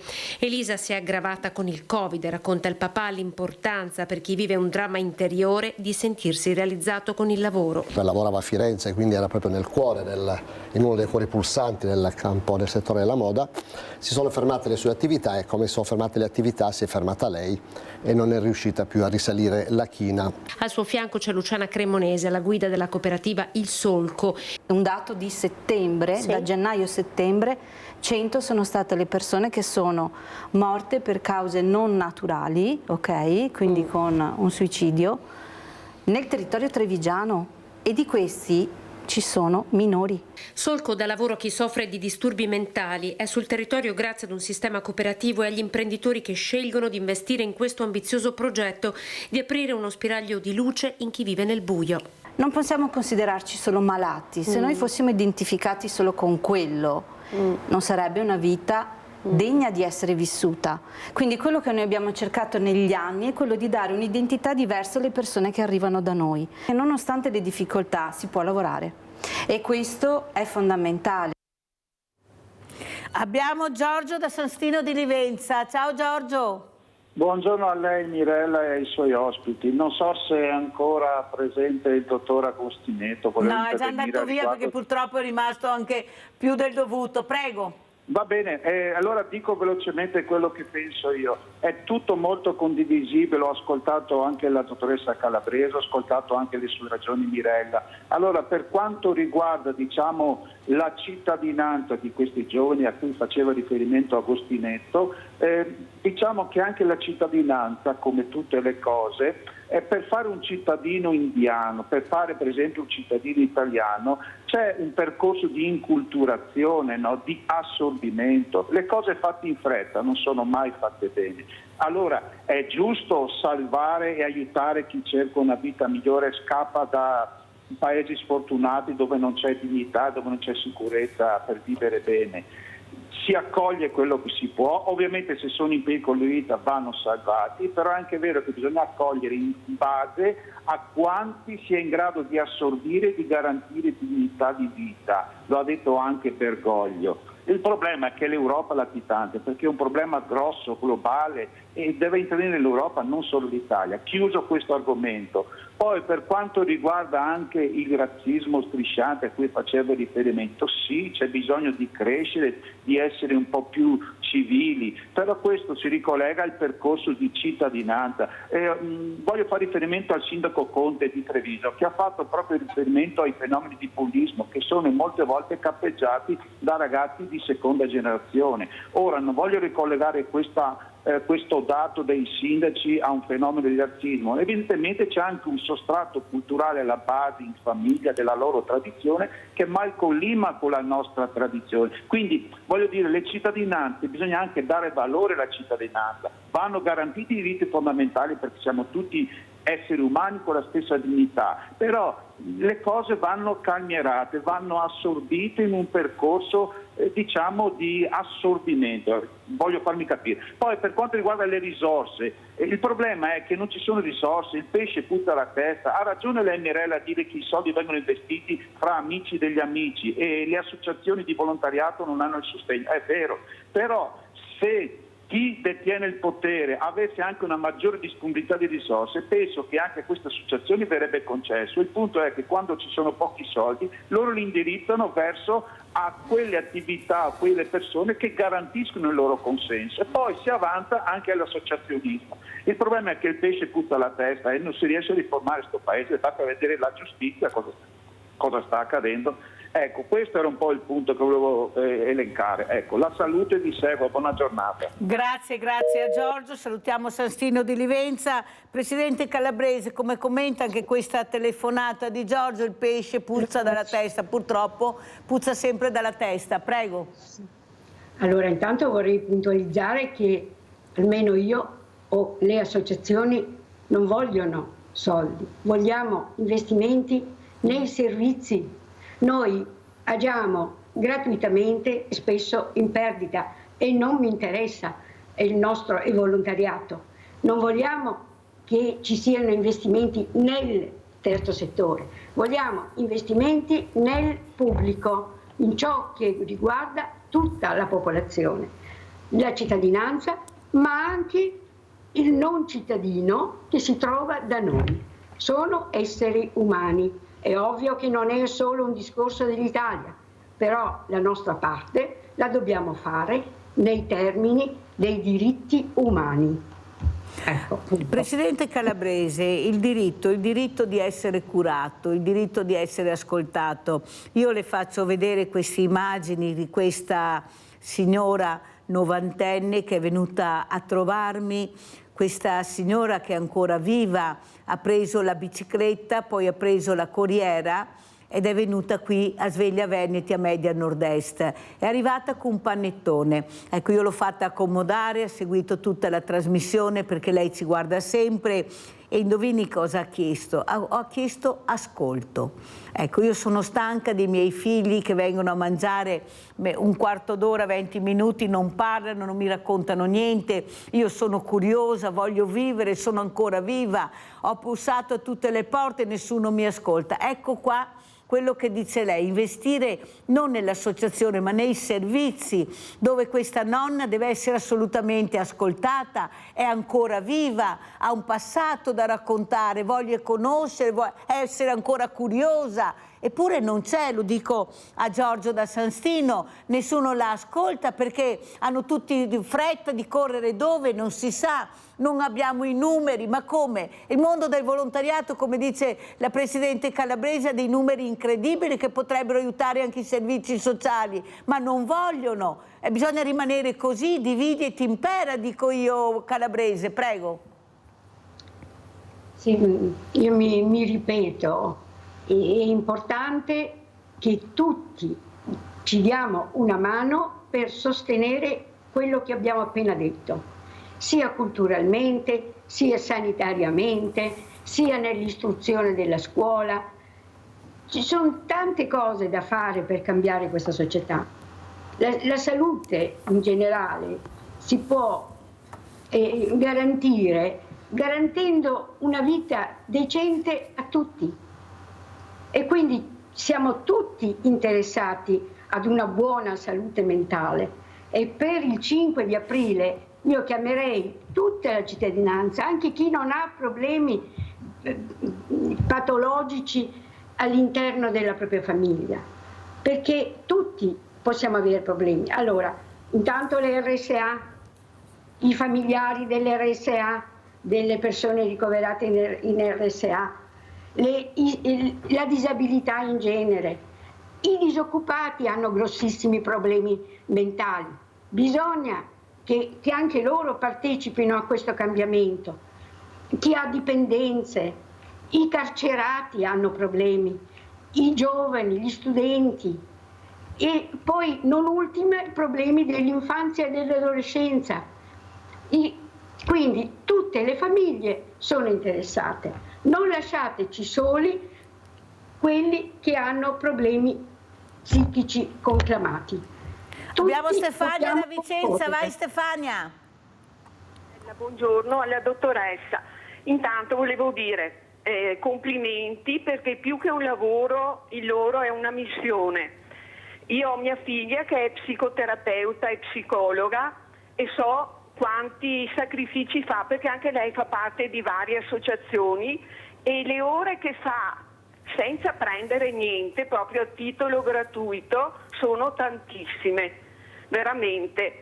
E oltretutto anche questo, insomma, che al giorno d'oggi non c'è tanta gente che lavora per niente, anzi tutti vogliono avere un bel contributo, diciamo. E ci vuole forza perché io non riuscirei a farlo sinceramente perché mi lascio troppo coinvolgere, mentre le persone che fanno questo lavoro riescono a essere un po' distaccati, a aiutare le persone senza tanto farsi coinvolgere, diciamo, però partecipando, diciamo, al loro dolore. ecco, bisognerebbe che lo Stato fosse più vicino, li aiutasse di più, insomma, perché anche loro sono professionisti e giustamente al giorno d'oggi che lavorano per niente ce ne sono pochi e penso siano soprattutto nel terzo settore per aiutare gli altri. E chi ha la fortuna di non aver mai avuto problemi di salute mentale in famiglia oppure nelle persone che conoscono, bisognerebbe che provassero, insomma, per capire cosa vuol dire e di quanto bisogno c'è di aiuto da parte di tutti. Ecco, non lasciamoli soli, giustamente, come ha detto la dottoressa, e complimenti perché è veramente una persona stupenda. Grazie cara Stefania, allora adesso vi porto anche il Presidente Calabrese a Trieste, andiamo a vedere Azugi, visita salute mentale, delegazione USA, andiamo a sentire.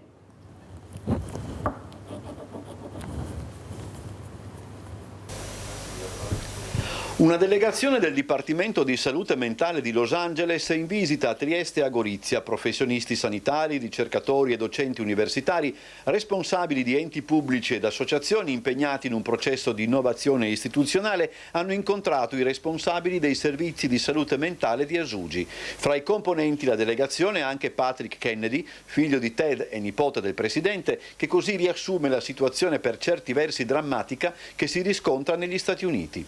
È gravissimo che negli Stati Uniti le persone con problemi di salute mentale vivano in una situazione così drammatica, perché pensiamo sia colpa loro, se vivono per strada continuiamo a pensare che una persona affetta da dipendenza scelga di vivere in modo miserabile. Dipendenza e malattia mentale non vengono considerati appunto una malattia, bensì un fallimento morale. Tutto ciò deve cambiare e siamo a Trieste per apprendere come trattare la gente con dignità.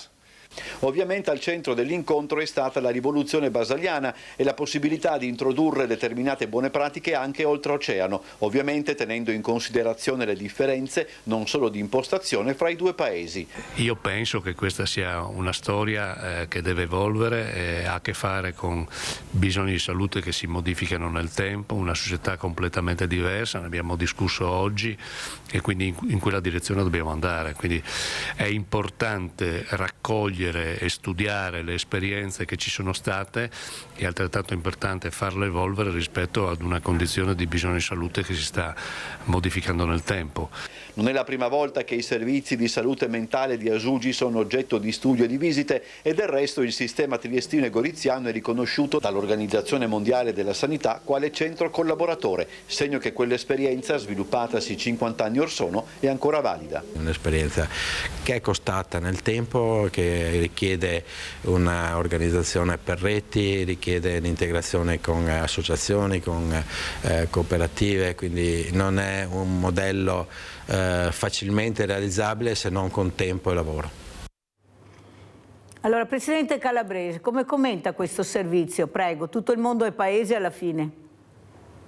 Sì, però anche in Italia Trieste è una mosca bianca, non è che siamo messi molto meglio.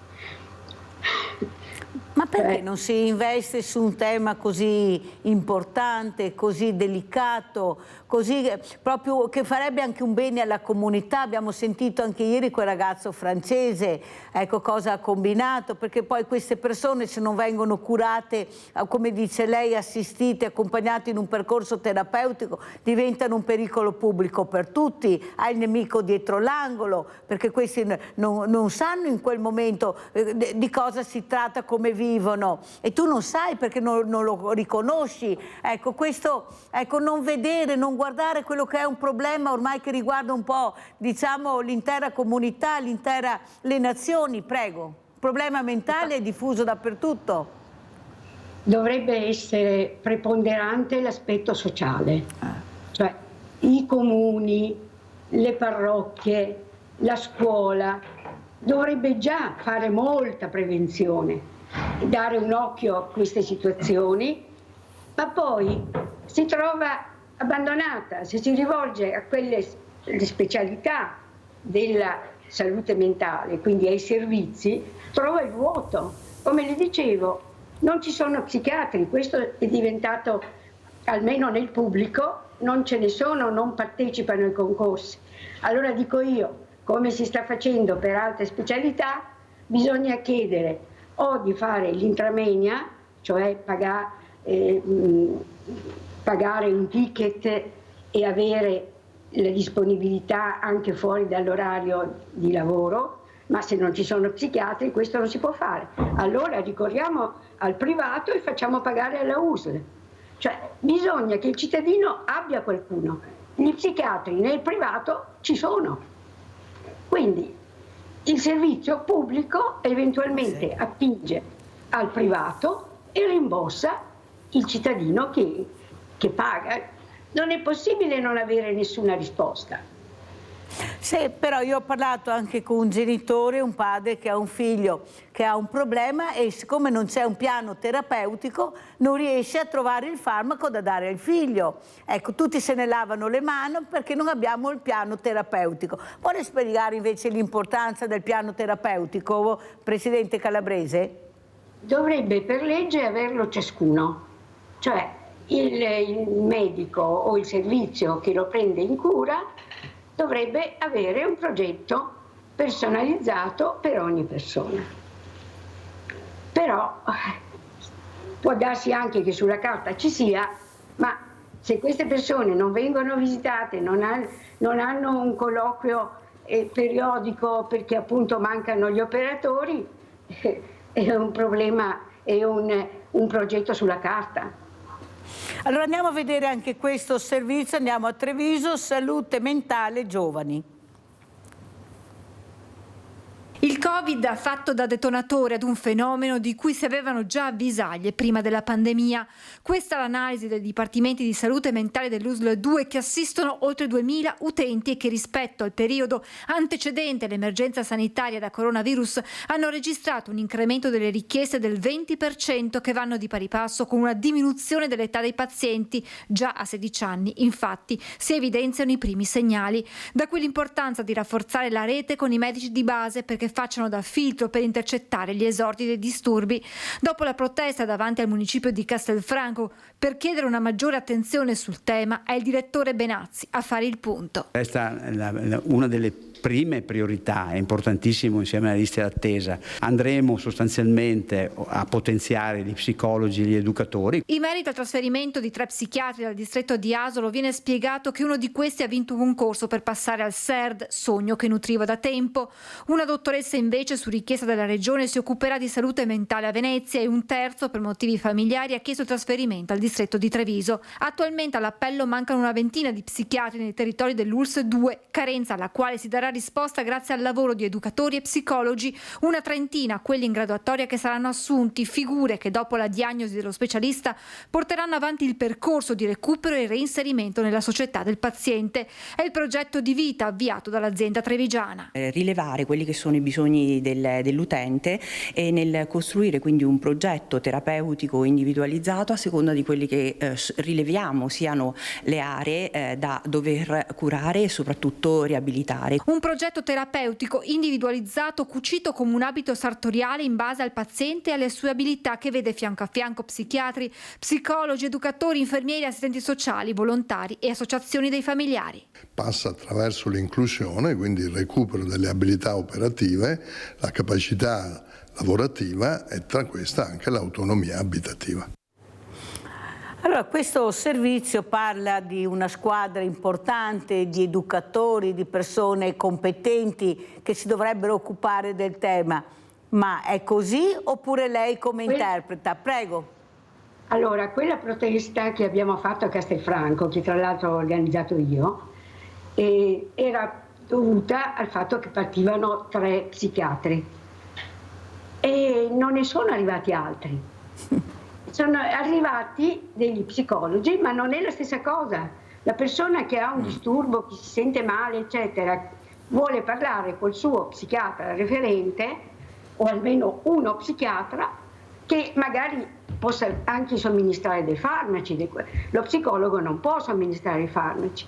Quindi non sono sostituibili. Sicuramente aiutano, ma non basta. Assolutamente no. Tant'è vero che proprio in questo distretto, con il dottor Salce, e quindi parla proprio del distretto dove sono io, i pochi psichiatri che sono rimasti sono stati concentrati nel reparto diagnosi e cura, non negli ambulatori, non nei servizi di Castelfranco e di Valdobbiadene, dove dovrebbero esserci psichiatri, appunto quell'equipe di cui parlava la dottoressa Tozzini, che è la direttrice del Dipartimento.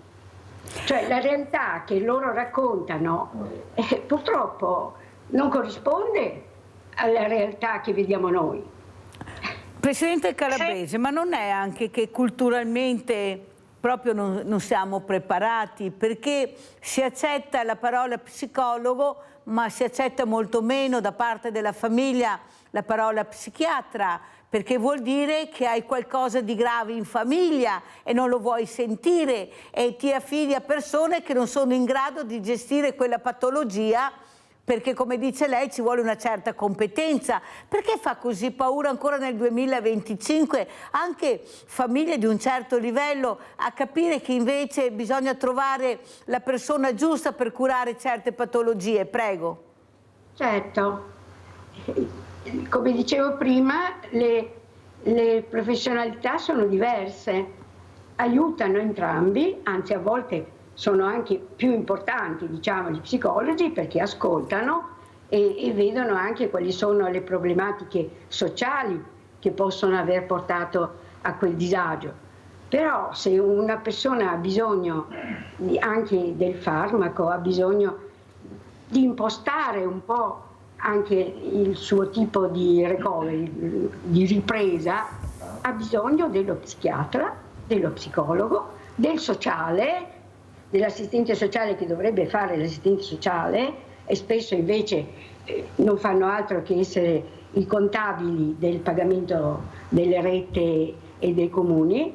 A questo punto bisogna dirlo chiaramente. Se lei va in giro si sente dire l'assistente sociale mi ha detto che devo pagare. Ho detto vabbè, ecco, anche quando non lo è. Questo sta avvenendo. Ecco, tutta questa confusione fa male a tutti noi. Però, Presidente Calabrese, io sto accompagnando delle persone purtroppo con questa parola brutta, etichetta il male di vivere.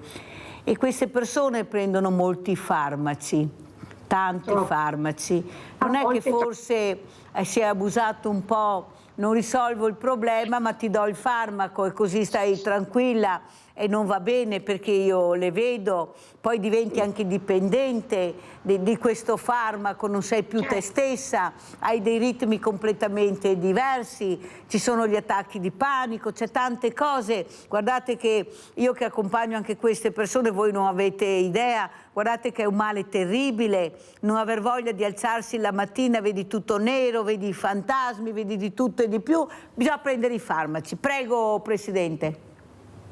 Allora, il farmaco va dato quando è necessario, indispensabile, per il minor tempo possibile. Di fatto, non potendo seguire la persona come dovrebbe essere, si rifugiano anche i medici nel farmaco per tenerli sedati, perché il farmaco fa questo, oppure inserirli nelle comunità terapeutiche dove stanno per anni, dove sono lontani dai problemi, dai loro stessi problemi, e quindi diventano cronici. E questo è il motivo per cui ho cercato di introdurre proprio a Treviso il metodo del dialogo aperto del dottor Tibaldi.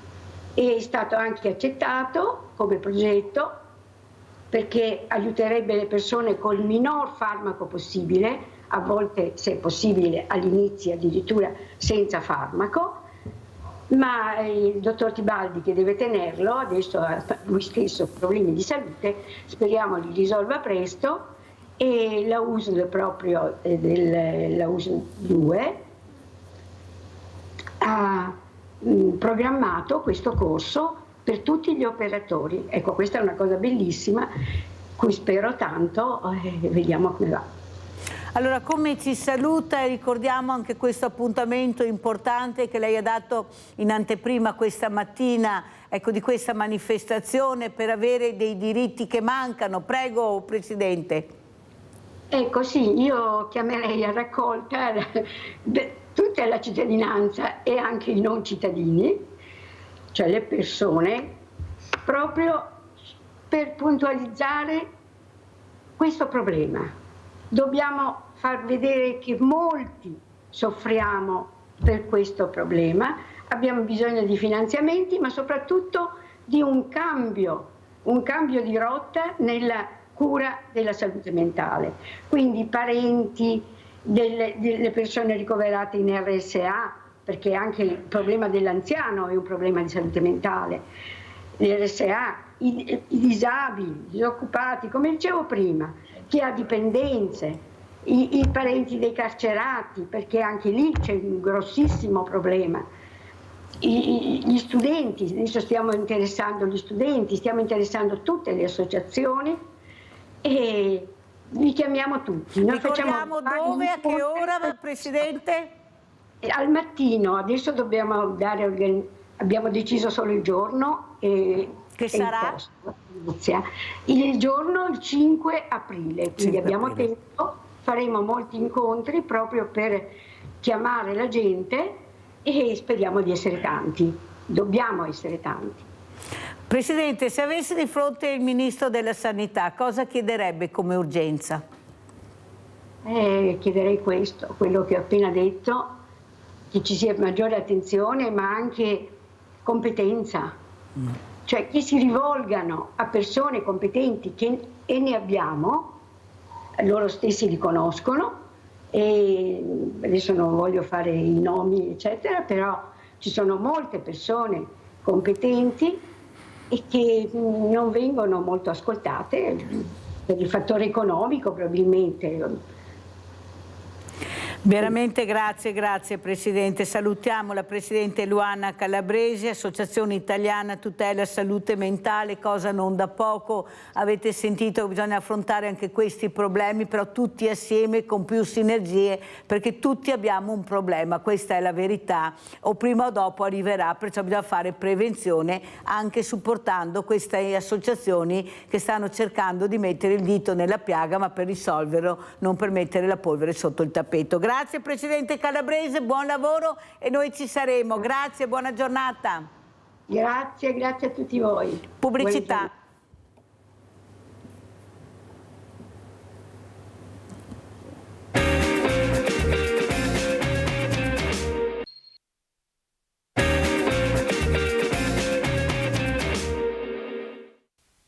Ancora personale infermieristico sanitario vittima di aggressioni ingiustificate all'interno delle strutture mediche. L'ultimo episodio pochi giorni fa a Latisana. 2 albanesi di 39 e 34 anni, residenti a Bibione, si erano recati al pronto soccorso dopo che uno dei due aveva riportato delle lievi ferite durante un lavoro all'interno di un cantiere. Stanchi dalla lunga attesa, pensavano bene di mettere a soqquadro tutto sfasciando il materiale, danneggiando le porte d'ingresso e minacciando il personale. Solo all'arrivo della pattuglia dei carabinieri del radiomobile i due tornavano alla ragione. Per loro è scattata l'accusa di danneggiamento aggravato, minacce e oltraggio pubblico ufficiale, mentre il personale in servizio sta valutando azioni legali. Siamo vicini agli operatori coinvolti in questa ennesima aggressione consumatasi ai danni degli operatori sanitari. In questo caso del pronto soccorso di Latisana, aree di emergenza-urgenza che vivono sempre una maggiore criticità sia in termini di organico ma anche in termini di sicurezza degli operatori. Non è totalmente accettabile che chi debba tutelare la nostra salute a sua volta non sia protetto. Chiediamo alla Regione e all'azienda di mettere in campo tutte le azioni atte a tutelare la sicurezza sia degli operatori ma anche di tutta l'utenza che afferisce al pronto soccorso. Allora, in attesa che questo ospite si colleghi, io ho fatto vedere questo servizio perché vorrei capire come facciamo a difenderci se non impiegano le risorse, se non investono sulla nostra sicurezza. Noi paghiamo le tasse, Noi abbiamo diritto di essere sicuri. Ma come? Dobbiamo fare anche il controllo del vicinato? Dobbiamo noi fare le ronde con la pericolosità? Perché, ripeto, non è che dietro l'angolo trovi quello col fazzoletto che ti asciuga le lacrime, trovi quello che ha il coltello, qualcuno col mitra. Avete visto queste bande che arrivano? Sono bande organizzate, specializzate. Tu cosa fai? Cosa fai? Come puoi difenderti? Questa legge che non arriva, abbiamo paura di difenderci in casa nostra. È stato visto quel servizio di quell'uomo, vediamo poi se lo troviamo, che ha detto: io metto fuori un cartello, guardate che se vi trovo in casa, all'interno della mia casa, non ce ne sarà per nessuno. Ma poi chi è che pagherà le conseguenze? Ecco, questa esasperazione, questa paura, questa rabbia che sta invadendo le persone, non si è più sicuri neppure in casa, e questa la dice lunga su quello che è il problema che la politica dovrebbe risolvere, ma sembra che non ci sia. Allora andiamo a vedere questi ladri in casa a Salgareda.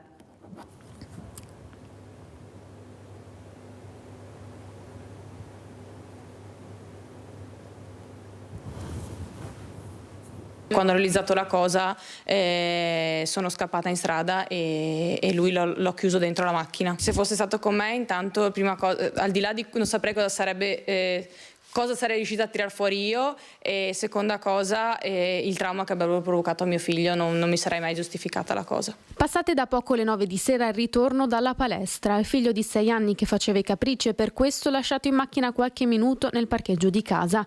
Il tempo di aprire la porta, appoggiare le borse e andarlo a recuperare con calma. Una decisione che si è rivelata salvifica e che ha tutelato il piccolo dall'incontro diretto con i ladri. Il cane, in preda alla paura, in preda al panico, si è spaventato, ha fatto i suoi bisogni dappertutto. Quando sono entrata pensavo ho detto proprio Martino, cosa hai combinato? E loro mi hanno vista entrare e sono scappati da quella porta. Entrati dal campo incolto dietro casa, i malviventi hanno forzato la rete di ferro e sono sgattaiolati nel cortile per sfuggire ai sensori di movimento della lampada. Sono entrati da qua, hanno forato qua, tolto la cornice e dal vetro, poi qua c'era sulla chiave, con un filino di ferro hanno girato. Indisturbati hanno rovistato per la casa senza risparmiare nessuna stanza e accendendo tutte le luci. Cercavano oro e soldi, e hanno trovato la musigna del bimbo e hanno svuotato quelle e hanno scelto solo le monetine più grandi. Hanno spostato addirittura le piastrelle, quelle di scorta del bagno, tutto. Hanno trovato la cassaforte io l'avevo lasciata aperta, e congelatore, tutto, anche le scatole di viti, tutto hanno buttato per terra. Erano con una tuta nera e un cappellino di nero in testa, non erano coperti il volto, erano 2 ragazzi giovani, sembianze dell'est comunque, perché è una pelle molto chiara, e non erano, io da quello che ho ricordo non erano armati, ma avevano, uno mi sembrava un piede di porco, l'altro un altro attrezzo. Nel momento che li ho visti ho urlato aiuto e sono arrivati i miei vicini a soccorrermi. Io sono scappata in mezzo alla strada perché appunto pensavo ci fosse una terza persona all'interno. In realtà poi loro sono scappati da questo campo qui, sono saltati dalla vicina per star più veloci, si sono diretti verso questo campo qui, e c'era una macchina là dietro sul campo che li aspettava. Dalla sera del colpo Mara non è più riuscita a stare a casa sua. Con il compagno e il bambino stanno infatti dormendo dalla madre di lei finché la paura più grande non passerà.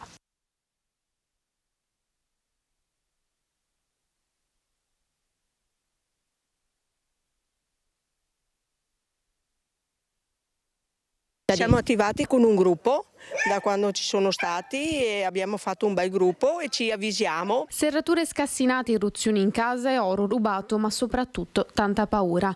Dopo il raid dei furti che l'estate scorsa aveva tenuto Salgareda con il fiato sospeso per settimane, i cittadini delle vie più colpite, via Dante, via Verdi, via Soldati, via della Repubblica, sono corsi ai ripari. Facendo rete, sì, ci mandiamo i messaggi e così cerchiamo di salvaguardarci un po'. Alla notte ci sentiamo, noi abbiamo anche il cane che ci avvisa, e usciamo dal balcone a controllare se c'è qualcosa e ci sentiamo più sicuri. Non dare più nessun rumore per scontato, passaparola, installazione di allarmi e telecamere di videosorveglianza. Le testimonianze in via Verdi si susseguono. Hanno tentato di entrare perché io avevo buio, mio marito era sopra che si guardava la TV, dalla finestra sempre del bagno, ha sentito un colpo, al secondo Al terzo è sceso, scendendo al terzo, allora probabilmente accendendo le luci se ne sono andati, avevano tentato, se non eravamo a casa erano dentro. Abbiamo messo l'allarme. Non solo gruppi WhatsApp delle vie tra i conoscenti, ma anche quello di controllo di vicinato presente anche su Facebook. Funziona molto bene con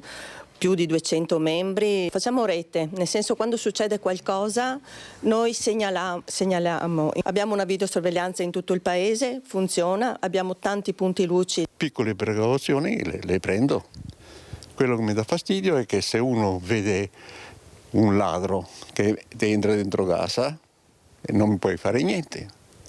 Difatti ho intenzione di mettere un cartello qui, i miei parenti hanno le chiavi. Gli amici mi avvisano, il postino suona. Se ti trovo dentro casa, per me sei un ladro e difendo la mia proprietà. Saluto e ringrazio Daniele Furlan, lui è da Ponte di Piave, perciò vicino a Salgareda, presidente associazione Il Melograno. Ciao Daniele, che piacere rivederti, è un pezzo che non ci sentiamo. Come stai intanto? Ma insomma dai, abbastanza bene. Ciao Mirella e ciao a tutti i tuoi telespettatori. Buona giornata a tutti.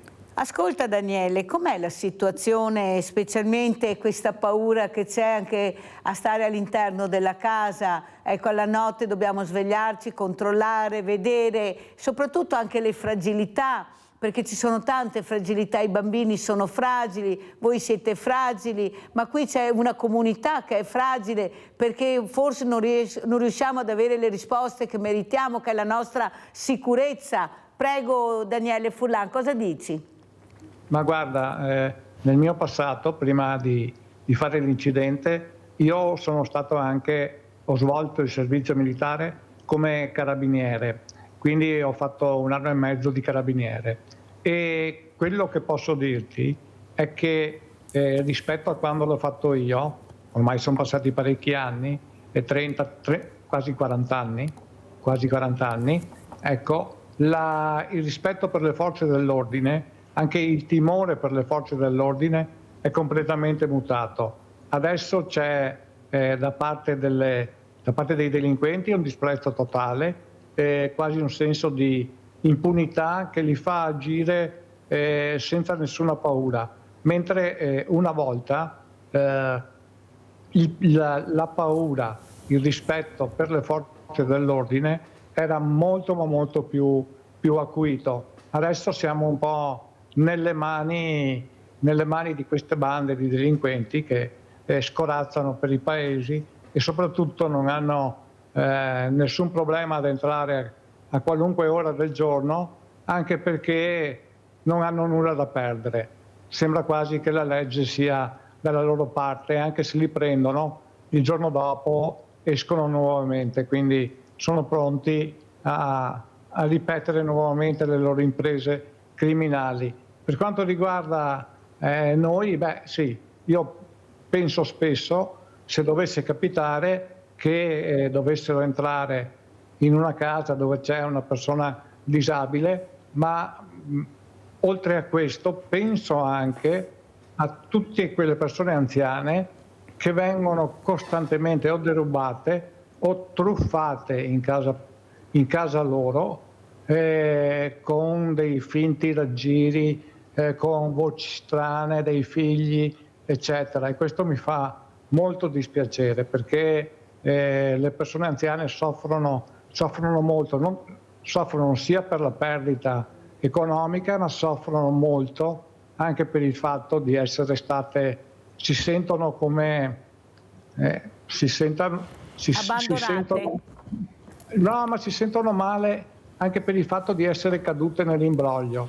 Sì, ma questo è dovuto anche all'abbandono che abbiamo fatto di queste persone. Poi ti farò vedere una foto, perché ti ho invitato anche per questo, per vedere se riusciamo ad avere il supporto. Ma prima sentiamo Antonio da Padova. Vai Antonio. Pronto, buongiorno Mirella, buongiorno anche all'ospite. L'Italia è un paese fertile per questi qua, anche perché se tu hai un ladro in casa non puoi agire, perché comunque tu se reagissi sei già indagato e puoi essere condannato, perché se un ladro si fa male in casa tua mentre sta rubando, il ladro ti può anche fare la denuncia, ti può denunciare e ti puoi anche avere delle grane, perché tu comunque hai torturato, perché adesso si chiama così, perché se un poliziotto prende per un braccio un ladro o un delinquente diventa tortura, il poliziotto viene indagato e il ladro può ti può fare denunciare e fa anche soldi. Praticamente loro sanno che se tu sei derubato, tu in casa tua non puoi fare niente, tu dovresti chiedere al ladro cosa fa qui, vuole un caffè, cos'è che cerca, si è perso, ha perso la strada, cosa fa in casa mia? Gli devi chiedere cos'è che vuole. Questo qui è un sistema che il governo tutela più il ladro che quello e non la vittima. Praticamente la vittima diventa delinquente, il ladro diventa la vittima, e questo è il nostro paese. Mi dispiace dirlo, guarda, mi vergogno e buongiorno, grazie. Guarda, infatti, vediamo anche questo servizio. Andiamo a vedere proprio questo arresto di questa donna, di questa minore, 2 ladre in casa. Andiamo a vedere, poi commentiamo con Daniele Furlan. Con alcune spallate hanno forzato il portoncino d'ingresso di un condominio di Viccolo Biscaro a Treviso e poi, utilizzando 2 grossi cacciaviti, hanno cercato di scassinare le porte di diversi appartamenti. È metà mattina quando alcuni condomini notano 2 ragazze aggirarsi con atteggiamento sospetto sulle scale del palazzo. Subito è stato chiamato il 113. I poliziotti, giunti poco dopo sul posto, hanno trovato le 2 giovani ancora nell'androne condominiale mentre cercavano di allontanarsi in tutta fretta. Le 2 donne sono state bloccate, una ha 24 anni e diversi precedenti specifici, l'altra di anni ne ha appena 15. Addosso avevano i cacciaviti usati per provare ad entrare negli appartamenti, diversi dei quali presentavano infatti segni di effrazione sulla porta. I danni maggiori all'abitazione di un'anziana. Quando sono rientrata non sono riuscita a aprire la porta, cioè delle 2 serrature, una funzionava e la seconda, quella più in basso, no, proprio la chiave non entrava, al momento non ho immaginato che fossero stati i ladri. Sono andata al negozio qua della bottega della chiave e gentilmente sono venuti su e hanno capito, insomma, che era stata forzata. Fortunatamente le ladre non sono riuscite ad entrare negli appartamenti. La segnalazione dei condomini ed il pronto intervento della polizia ha evitato il peggio. La 24enne è stata arrestata per tentato furto, arresto convalidato dall'autorità giudiziaria con applicazione del divieto di dimora in Veneto. Sempre per tentato furto è stata denunciata la complice 15enne.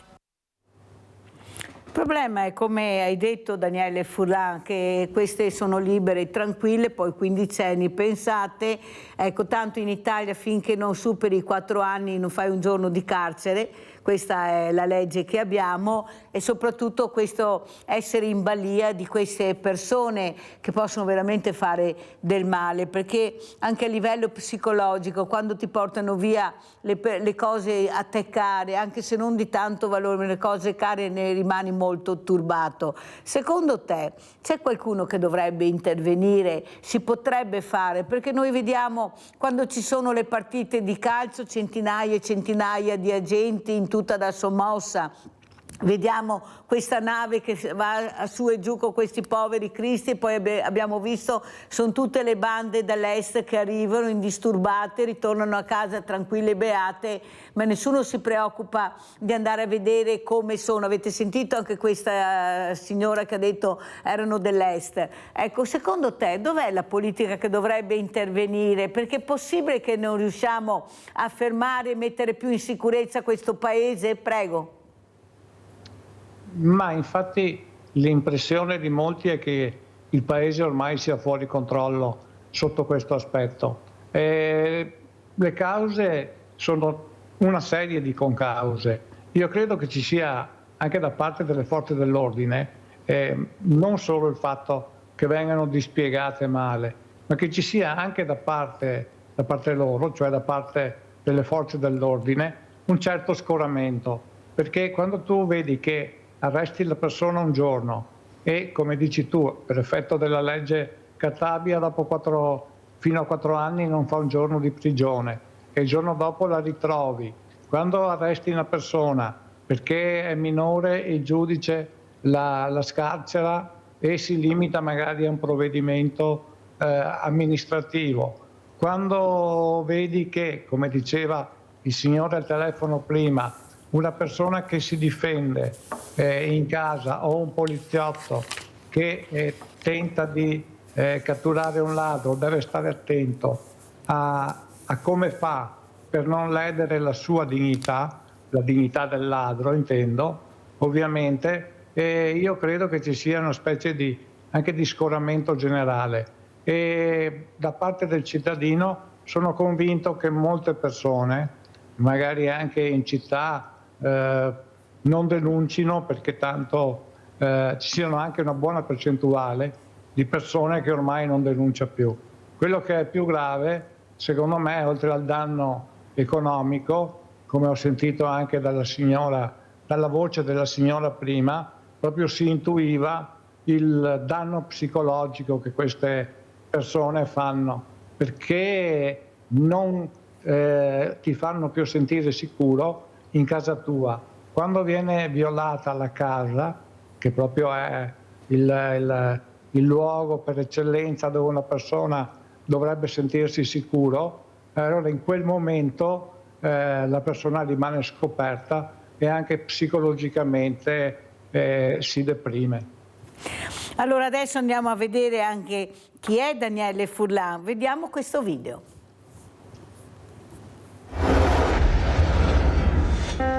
Cancella questo, chiudi parentesi. Il Comitato Melograno nasce da un protocollo d'intesa fra le seguenti associazioni. Mi chiamo Daniele Furlan, ho 55 anni, ho un figlio che ne ha 34 e sono tetraplegico dal 2001 a causa di un incidente stradale che mi ha reso completamente paralizzato dal collo in giù. Prima dell'infortunio Daniele era amministratore delegato di un'azienda che produceva impianti di irrigazione.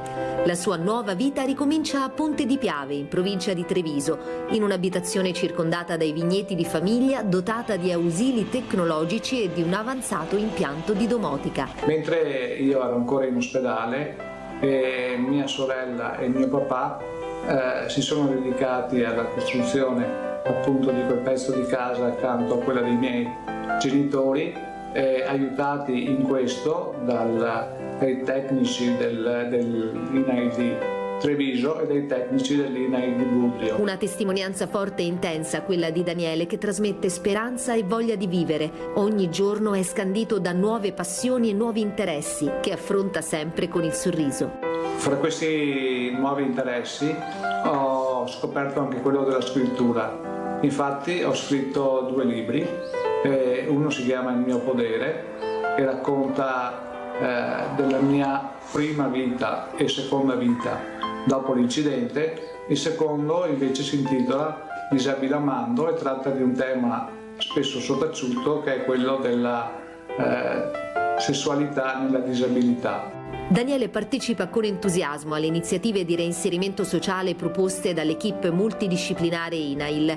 Nel 2008 inizia a collaborare con diverse associazioni, diventando anche coordinatore del comitato Il Melograno. Molto importante è stato anche il progetto Scatto, dipingo e scrivo il mio coraggio, promosso dall'INAIL di Treviso e di Belluno, dove praticamente un gruppo di persone che come me avevano avuto la vita cambiata da un incidente sul lavoro, hanno avuto la possibilità di dimostrare le abilità diverse che avevano sviluppato dopo. La scrittura per Daniele è un grande sfogo e i suoi libri autobiografici rimangono impressi nel cuore di chi li legge. Direi che la frase che può accomunarli entrambi è la prefazione del mio primo libro, che dice: che le barriere architettoniche peggiori sono quelle che impediscono di arrivare al cuore delle persone.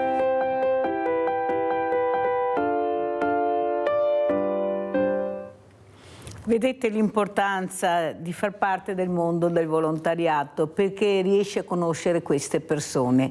Per me è un onore avere ospiti queste persone che cercano continuamente, tutti i giorni, di aiutare la comunità. Non è che aiutino loro, anche loro, ma soprattutto la comunità, di aprire la mente, di capire che c'è sempre il sole che ti aspetta. Sei tu che lo devi vedere questo sole, anche se è una giornata grigia vedrai che poi arriverà l'arcobaleno e arriverà il sole. Queste famiglie che veramente aiutano, sopportano nonostante questa grave, all'improvviso che è arrivata, questo grave infortunio che è arrivato all'improvviso, ma che si deve superare. Rimbocchiamoci le maniche e partiamo. Io ti ringrazio veramente per questo video che fa capire l'importanza di capire, di credere, di esserci. Però Daniele, quello che vorrei capire è che forse dobbiamo supportare anche quelle imprese, quelle ditte, quegli imprenditori che stanno cercando di migliorare. Ti faccio vedere questo airbag che ha portato ieri questa donna, questa imprenditrice nostra del Veneto, per salvare le vite. Questa Angela Pedol. Presenteremo questo airbag il 13 di aprile a Treviso. Ecco, vedremo come andrà. Guarda cosa ha inventato per salvare le vite. Questo airbag che si stacca dalla macchina, è come un materasso, spiegava ieri, e non ti fa cozzare questo corpo contundente che può essere un palo della luce, può essere un albero. E vorrei che anche tu come associazione ci fossi il 13 aprile a Treviso. Cosa ne pensi? Cosa dici? Guarda, prego. Ma guarda, ogni sforzo che viene fatto per migliorare la sicurezza è sempre ben investito è uno sforzo che viene ripagato. Adesso io ho visto, e sicuramente non avevo visto prima, ho visto quel materasso, quell'airbag che si pone di fronte all'ostacolo e sicuramente attutisce, limita i danni. L'importante però, vedi, è anche che la persona all'interno dell'automobile abbia le cinture allacciate. Infatti, tra le attività che io svolgo anche come presidente del Melograno, c'è anche l'attività di testimonial per la prevenzione e la sicurezza stradale. E spesse volte devo rimarcare, soprattutto con le persone giovani, che con i giovani, con i neopatentati o anche con quelli che devono ancora conseguire la patente, che l'importante alla guida è anche l'attenzione che porta colui che conduce il mezzo, perché non bisogna guidare alterati, bisogna indossare le cinture, bisogna rispettare i limiti di velocità, non bisogna aver paura di chiamare i genitori o chiamare un amico se non ci si sente in condizione di ritornare a casa guidando da soli, perché altrimenti, se non viene instillata questa cultura, la sicurezza stradale troverà sempre delle difficoltà ad attuarsi nella realtà. Però vedi Daniele, quello che vogliamo far capire e far vedere è che grazie alla ricerca, alla scienza e alla tecnologia noi abbiamo questi strumenti che possono in qualche modo salvare le vite. Andiamo a vedere anche l'airbag per i motociclisti che c'è, lo adoperano in pochi, costa tanto, e noi faremo anche il 13 aprile, continueremo questa raccolta con i familiari italiani vittime della strada, genitori vittime della strada, perché per arrivare in Europa con queste firme. Guarda cosa ha fatto la tecnologia. Ecco Daniele, basta solo applicarla, volere è potere, però bisogna investire sulla sicurezza, abbiamo tutti gli strumenti per farlo. Cosa dici Daniele? Beh, sicuramente gli investimenti sulla sicurezza che sono fondamentali. le case automobilistiche dovrebbero investire sempre di più sulla sicurezza stradale, perché il mezzo deve diventare sicuro. E vedo anche in questo caso, come si vede anche in questo caso, una moto che è uno dei mezzi più pericolosi da guidare, perché molto spesso il motociclista nello scontro con un'auto è la parte più debole. In questo caso ha buonissime possibilità di salvarsi, anzi di riportare anche danni, perché viene completamente avvolto. Ecco, l'importante è stimolare le case automobilistiche ad investire sempre di più, anziché sulla velocità o sulla performance delle auto, che poi oltretutto se i limiti sono 130 è inutile creare delle auto che corrono a 300 all'ora, quanto ad investire piuttosto sulla sicurezza dei mezzi, perché allora sì possiamo salvare delle vite.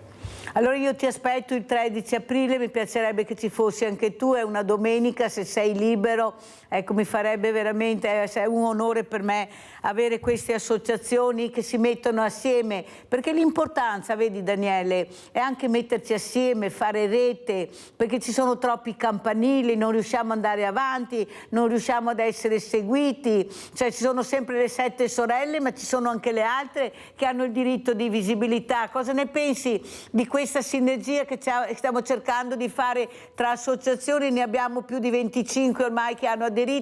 Prego Daniele. Ma sicuramente, guarda, io sarò ben felice di essere presente, sarò ben felice anche come associazione di aderire a questo gruppo di associazioni che si è messo assieme. Sicuramente io già vado nelle scuole a fare degli interventi come testimonial, vado sia nelle scuole, addirittura con un programma dell'ULSS siamo andati anche già nelle autoscuole, quindi con le persone, con i ragazzi che stavano prendendo la patente, non l'avevano ancora conseguita, a portare la testimonianza diretta di quello che possono essere i danni che derivano da un grave incidente stradale. Quindi, perché a volte si pensa che si contano i morti e non si contano invece i feriti. I feriti sembra che tutti quanti guariscano perfettamente, invece no, una buona parte dei feriti sulla strada poi portano le loro conseguenze, portano le conseguenze dell'incidente che hanno fatto a vita. Abbiamo Quindi, Fabio da Padova, vai Fabio. Ciao Mirella, saluto tutti. Ciao. Senti, io avevo scritto anni fa e anche di recente al Ministero dei Trasporti, ho scritto che noi nel cellulare, se tu metti il navigatore, no, nel cellulare, ti segnala dove ci sono i limiti di velocità. Quando c'è il limite di velocità, facciamo finta 50 all'ora, no? Si accende una lucetta rossa sul 50 all'ora sul telefonino e segnala che tu stai superando, diventa rosso perché segnala che stai superando i 50 all'ora. Allora io ho scritto appunto al Ministero che questo sistema, no, che è un sistema GPS, praticamente se viene applicato alla centralina della macchina, cosa succede? Che depotenzia il motore della macchina quando te superi il limite, quando stai per superare il limite, depotenzia la potenza del motore e quindi la macchina, anche accelerando al massimo, non fa più dei 50. Quindi noi abbiamo le tecnologie esistenti per fare questa cosa qui. Perché se tu lasci libero arbitrio, purtroppo non è che tutte le persone sono persone per bene, no? Ecco, ci sono anche gente un po' mica normali e quindi non puoi lasciare libero arbitrio. Qui ci devono essere delle tecnologie che regolano ad esempio il limite di velocità, no? Quindi sarebbe già un passo avanti per impedire che le persone superino almeno i limiti di velocità, perché gli incidenti sono pericolosi specialmente quando la gente corre troppo forte, no? Bravo Capito? Fabio, hai fatto bene. Prego Daniele, come commenti la telefonata di Fabio? Ma guarda, ogni tecnologia che venga messa in commercio, che venga inventata, che venga prodotta per aumentare la sicurezza è sicuramente la benvenuta. Poi bisogna studiare naturalmente il sistema più congruo, idoneo per inserirla all'interno dell'automobile. Però ogni tecnologia ben venga. Però lasciami dire anche una cosa, che la sicurezza stradale parte da un aspetto fondamentale che è l'educazione stradale, cioè l'educazione e il rispetto dei limiti. Parlavamo del telefonino, sappiamo che, come dice la polizia stradale, l'utilizzo del cellulare è uno dei principali fattori e cause di incidenti stradali, perché ormai molte persone guidano guardando con un occhio la strada e con un occhio il telefonino. Quindi anche quello va ridimensionato. E io apprezzo molto che nel nuovo codice della strada ci siano multe salate per chi utilizza il cellulare alla guida, perché è molto molto molto pericoloso. Pensa che distrarsi per un secondo alla guida, a seconda della velocità dell'auto con la quale si sta procedendo, può voler dire percorrere 100 metri, 200 metri o 300 metri al buio, cioè senza guardare la strada. Perché se io rispondo a un brevissimo messaggio, anche solo scrivendo sì, ok, il tempo che impiego a guardare il telefonino mi permette di percorrere 150 metri senza vedere la strada davanti. Chi è che si fiderebbe di guidare al buio per 150 o 200 metri?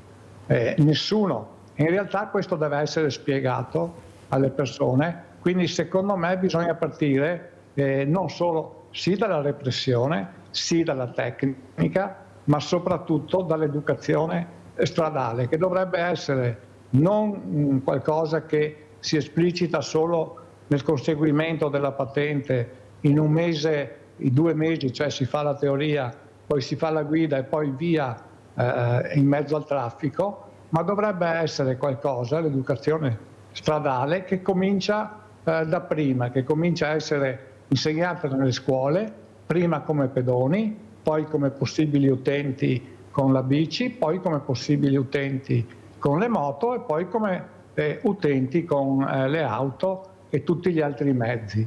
Quindi con un percorso un po' più lungo. Vedi Daniele, condivido quello che dici, ma secondo me bisogna fare un passo in avanti e lo dico qui pubblicamente, qualcuno dovrà pure ascoltare. Io ho avuto Gigi Pirollo in trasmissione che fa guida sicura con l'ACI, il quale ha detto che i ragazzi, le persone non sanno guidare quando viene data la patente, non c'è niente da fare, non sanno guidare. Lui dice che bisogna fare più ore di scuola guida, togliere il motore, ormai se si ferma la macchina non è che scendi e come ho detto prima apri il cofano per vedere, la lasci là e ferma, cioè bisogna togliere quella cosa che non serve più e mettere una cosa che serve, saper guidare, più ore di scuola guida, perché è vero bisogna andare nelle scuole e fare prevenzione, ma poi c'è il passaggio successivo, quando io vado a imparare a guidare devo saper guidare poi alla fine, e invece lui ha detto pubblicamente queste persone non sanno guidare. Cosa ne pensi? Veloce, perché siamo in chiusura, Daniele. Sono d'accordissimo. Infatti ti ho detto che il percorso per conseguire la patente, dopo naturalmente è molto buono il consiglio, deve essere più lungo in ogni caso. Quindi bisogna anche imparare a guidare il mezzo, perché altrimenti il mezzo diventa un'arma che può ritorcersi contro se stessi e contro le altre persone che incontri mentre stai guidando.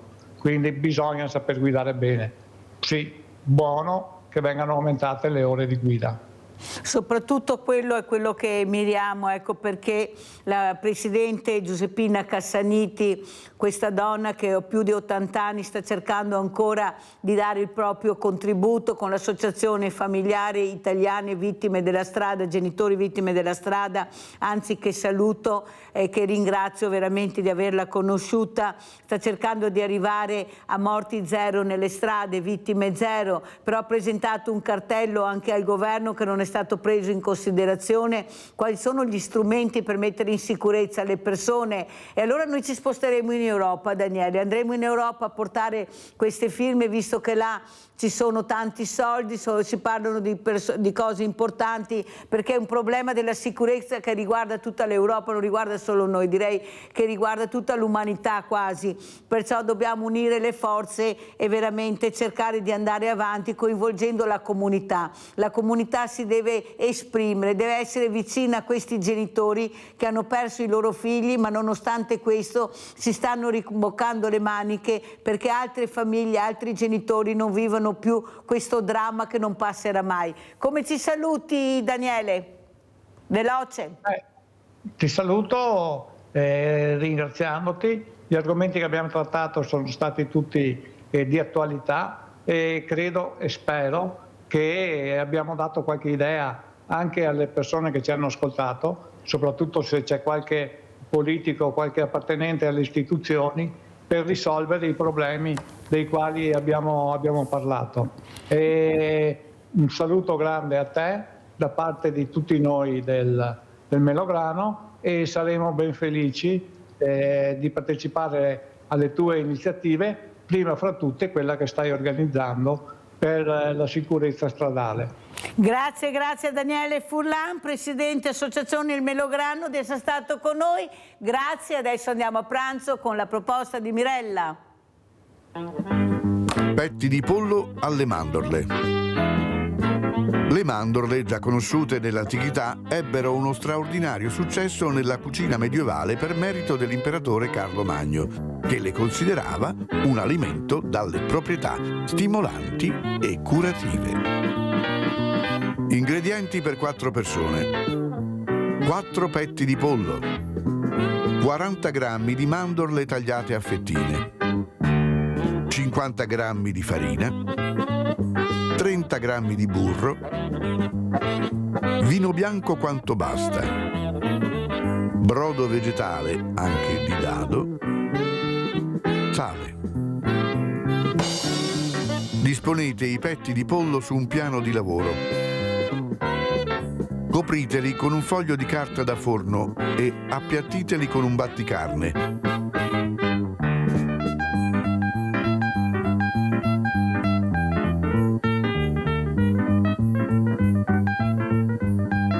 Passateli nella farina.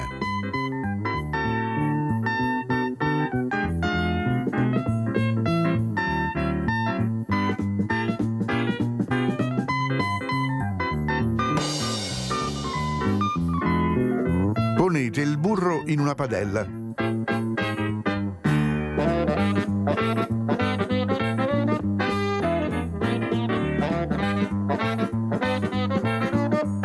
E rosolate i petti di pollo da ambo i lati.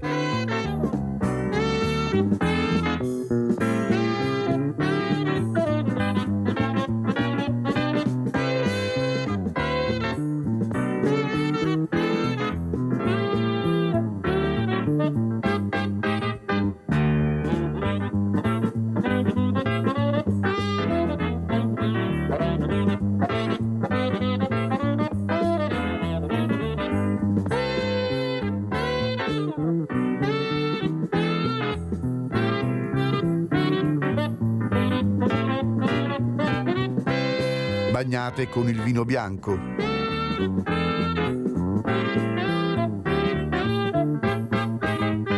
Lasciate evaporare. Continuate la cottura a fiamma vivace per qualche minuto. Abbassate il fuoco.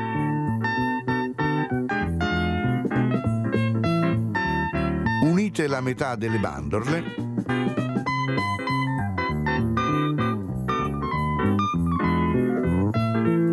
e lasciate insaporire.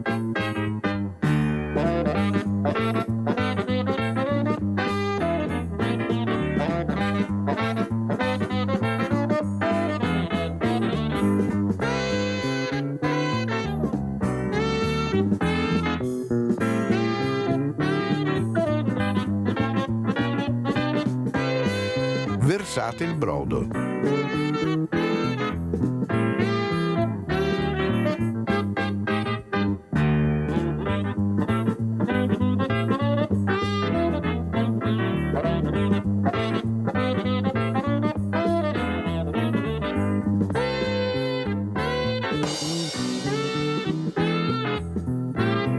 Disponete i petti di pollo nel piatto di portata.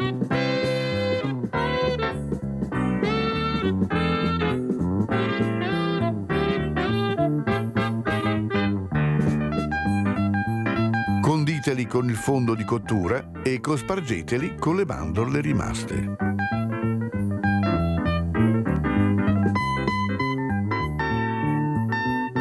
E buon appetito!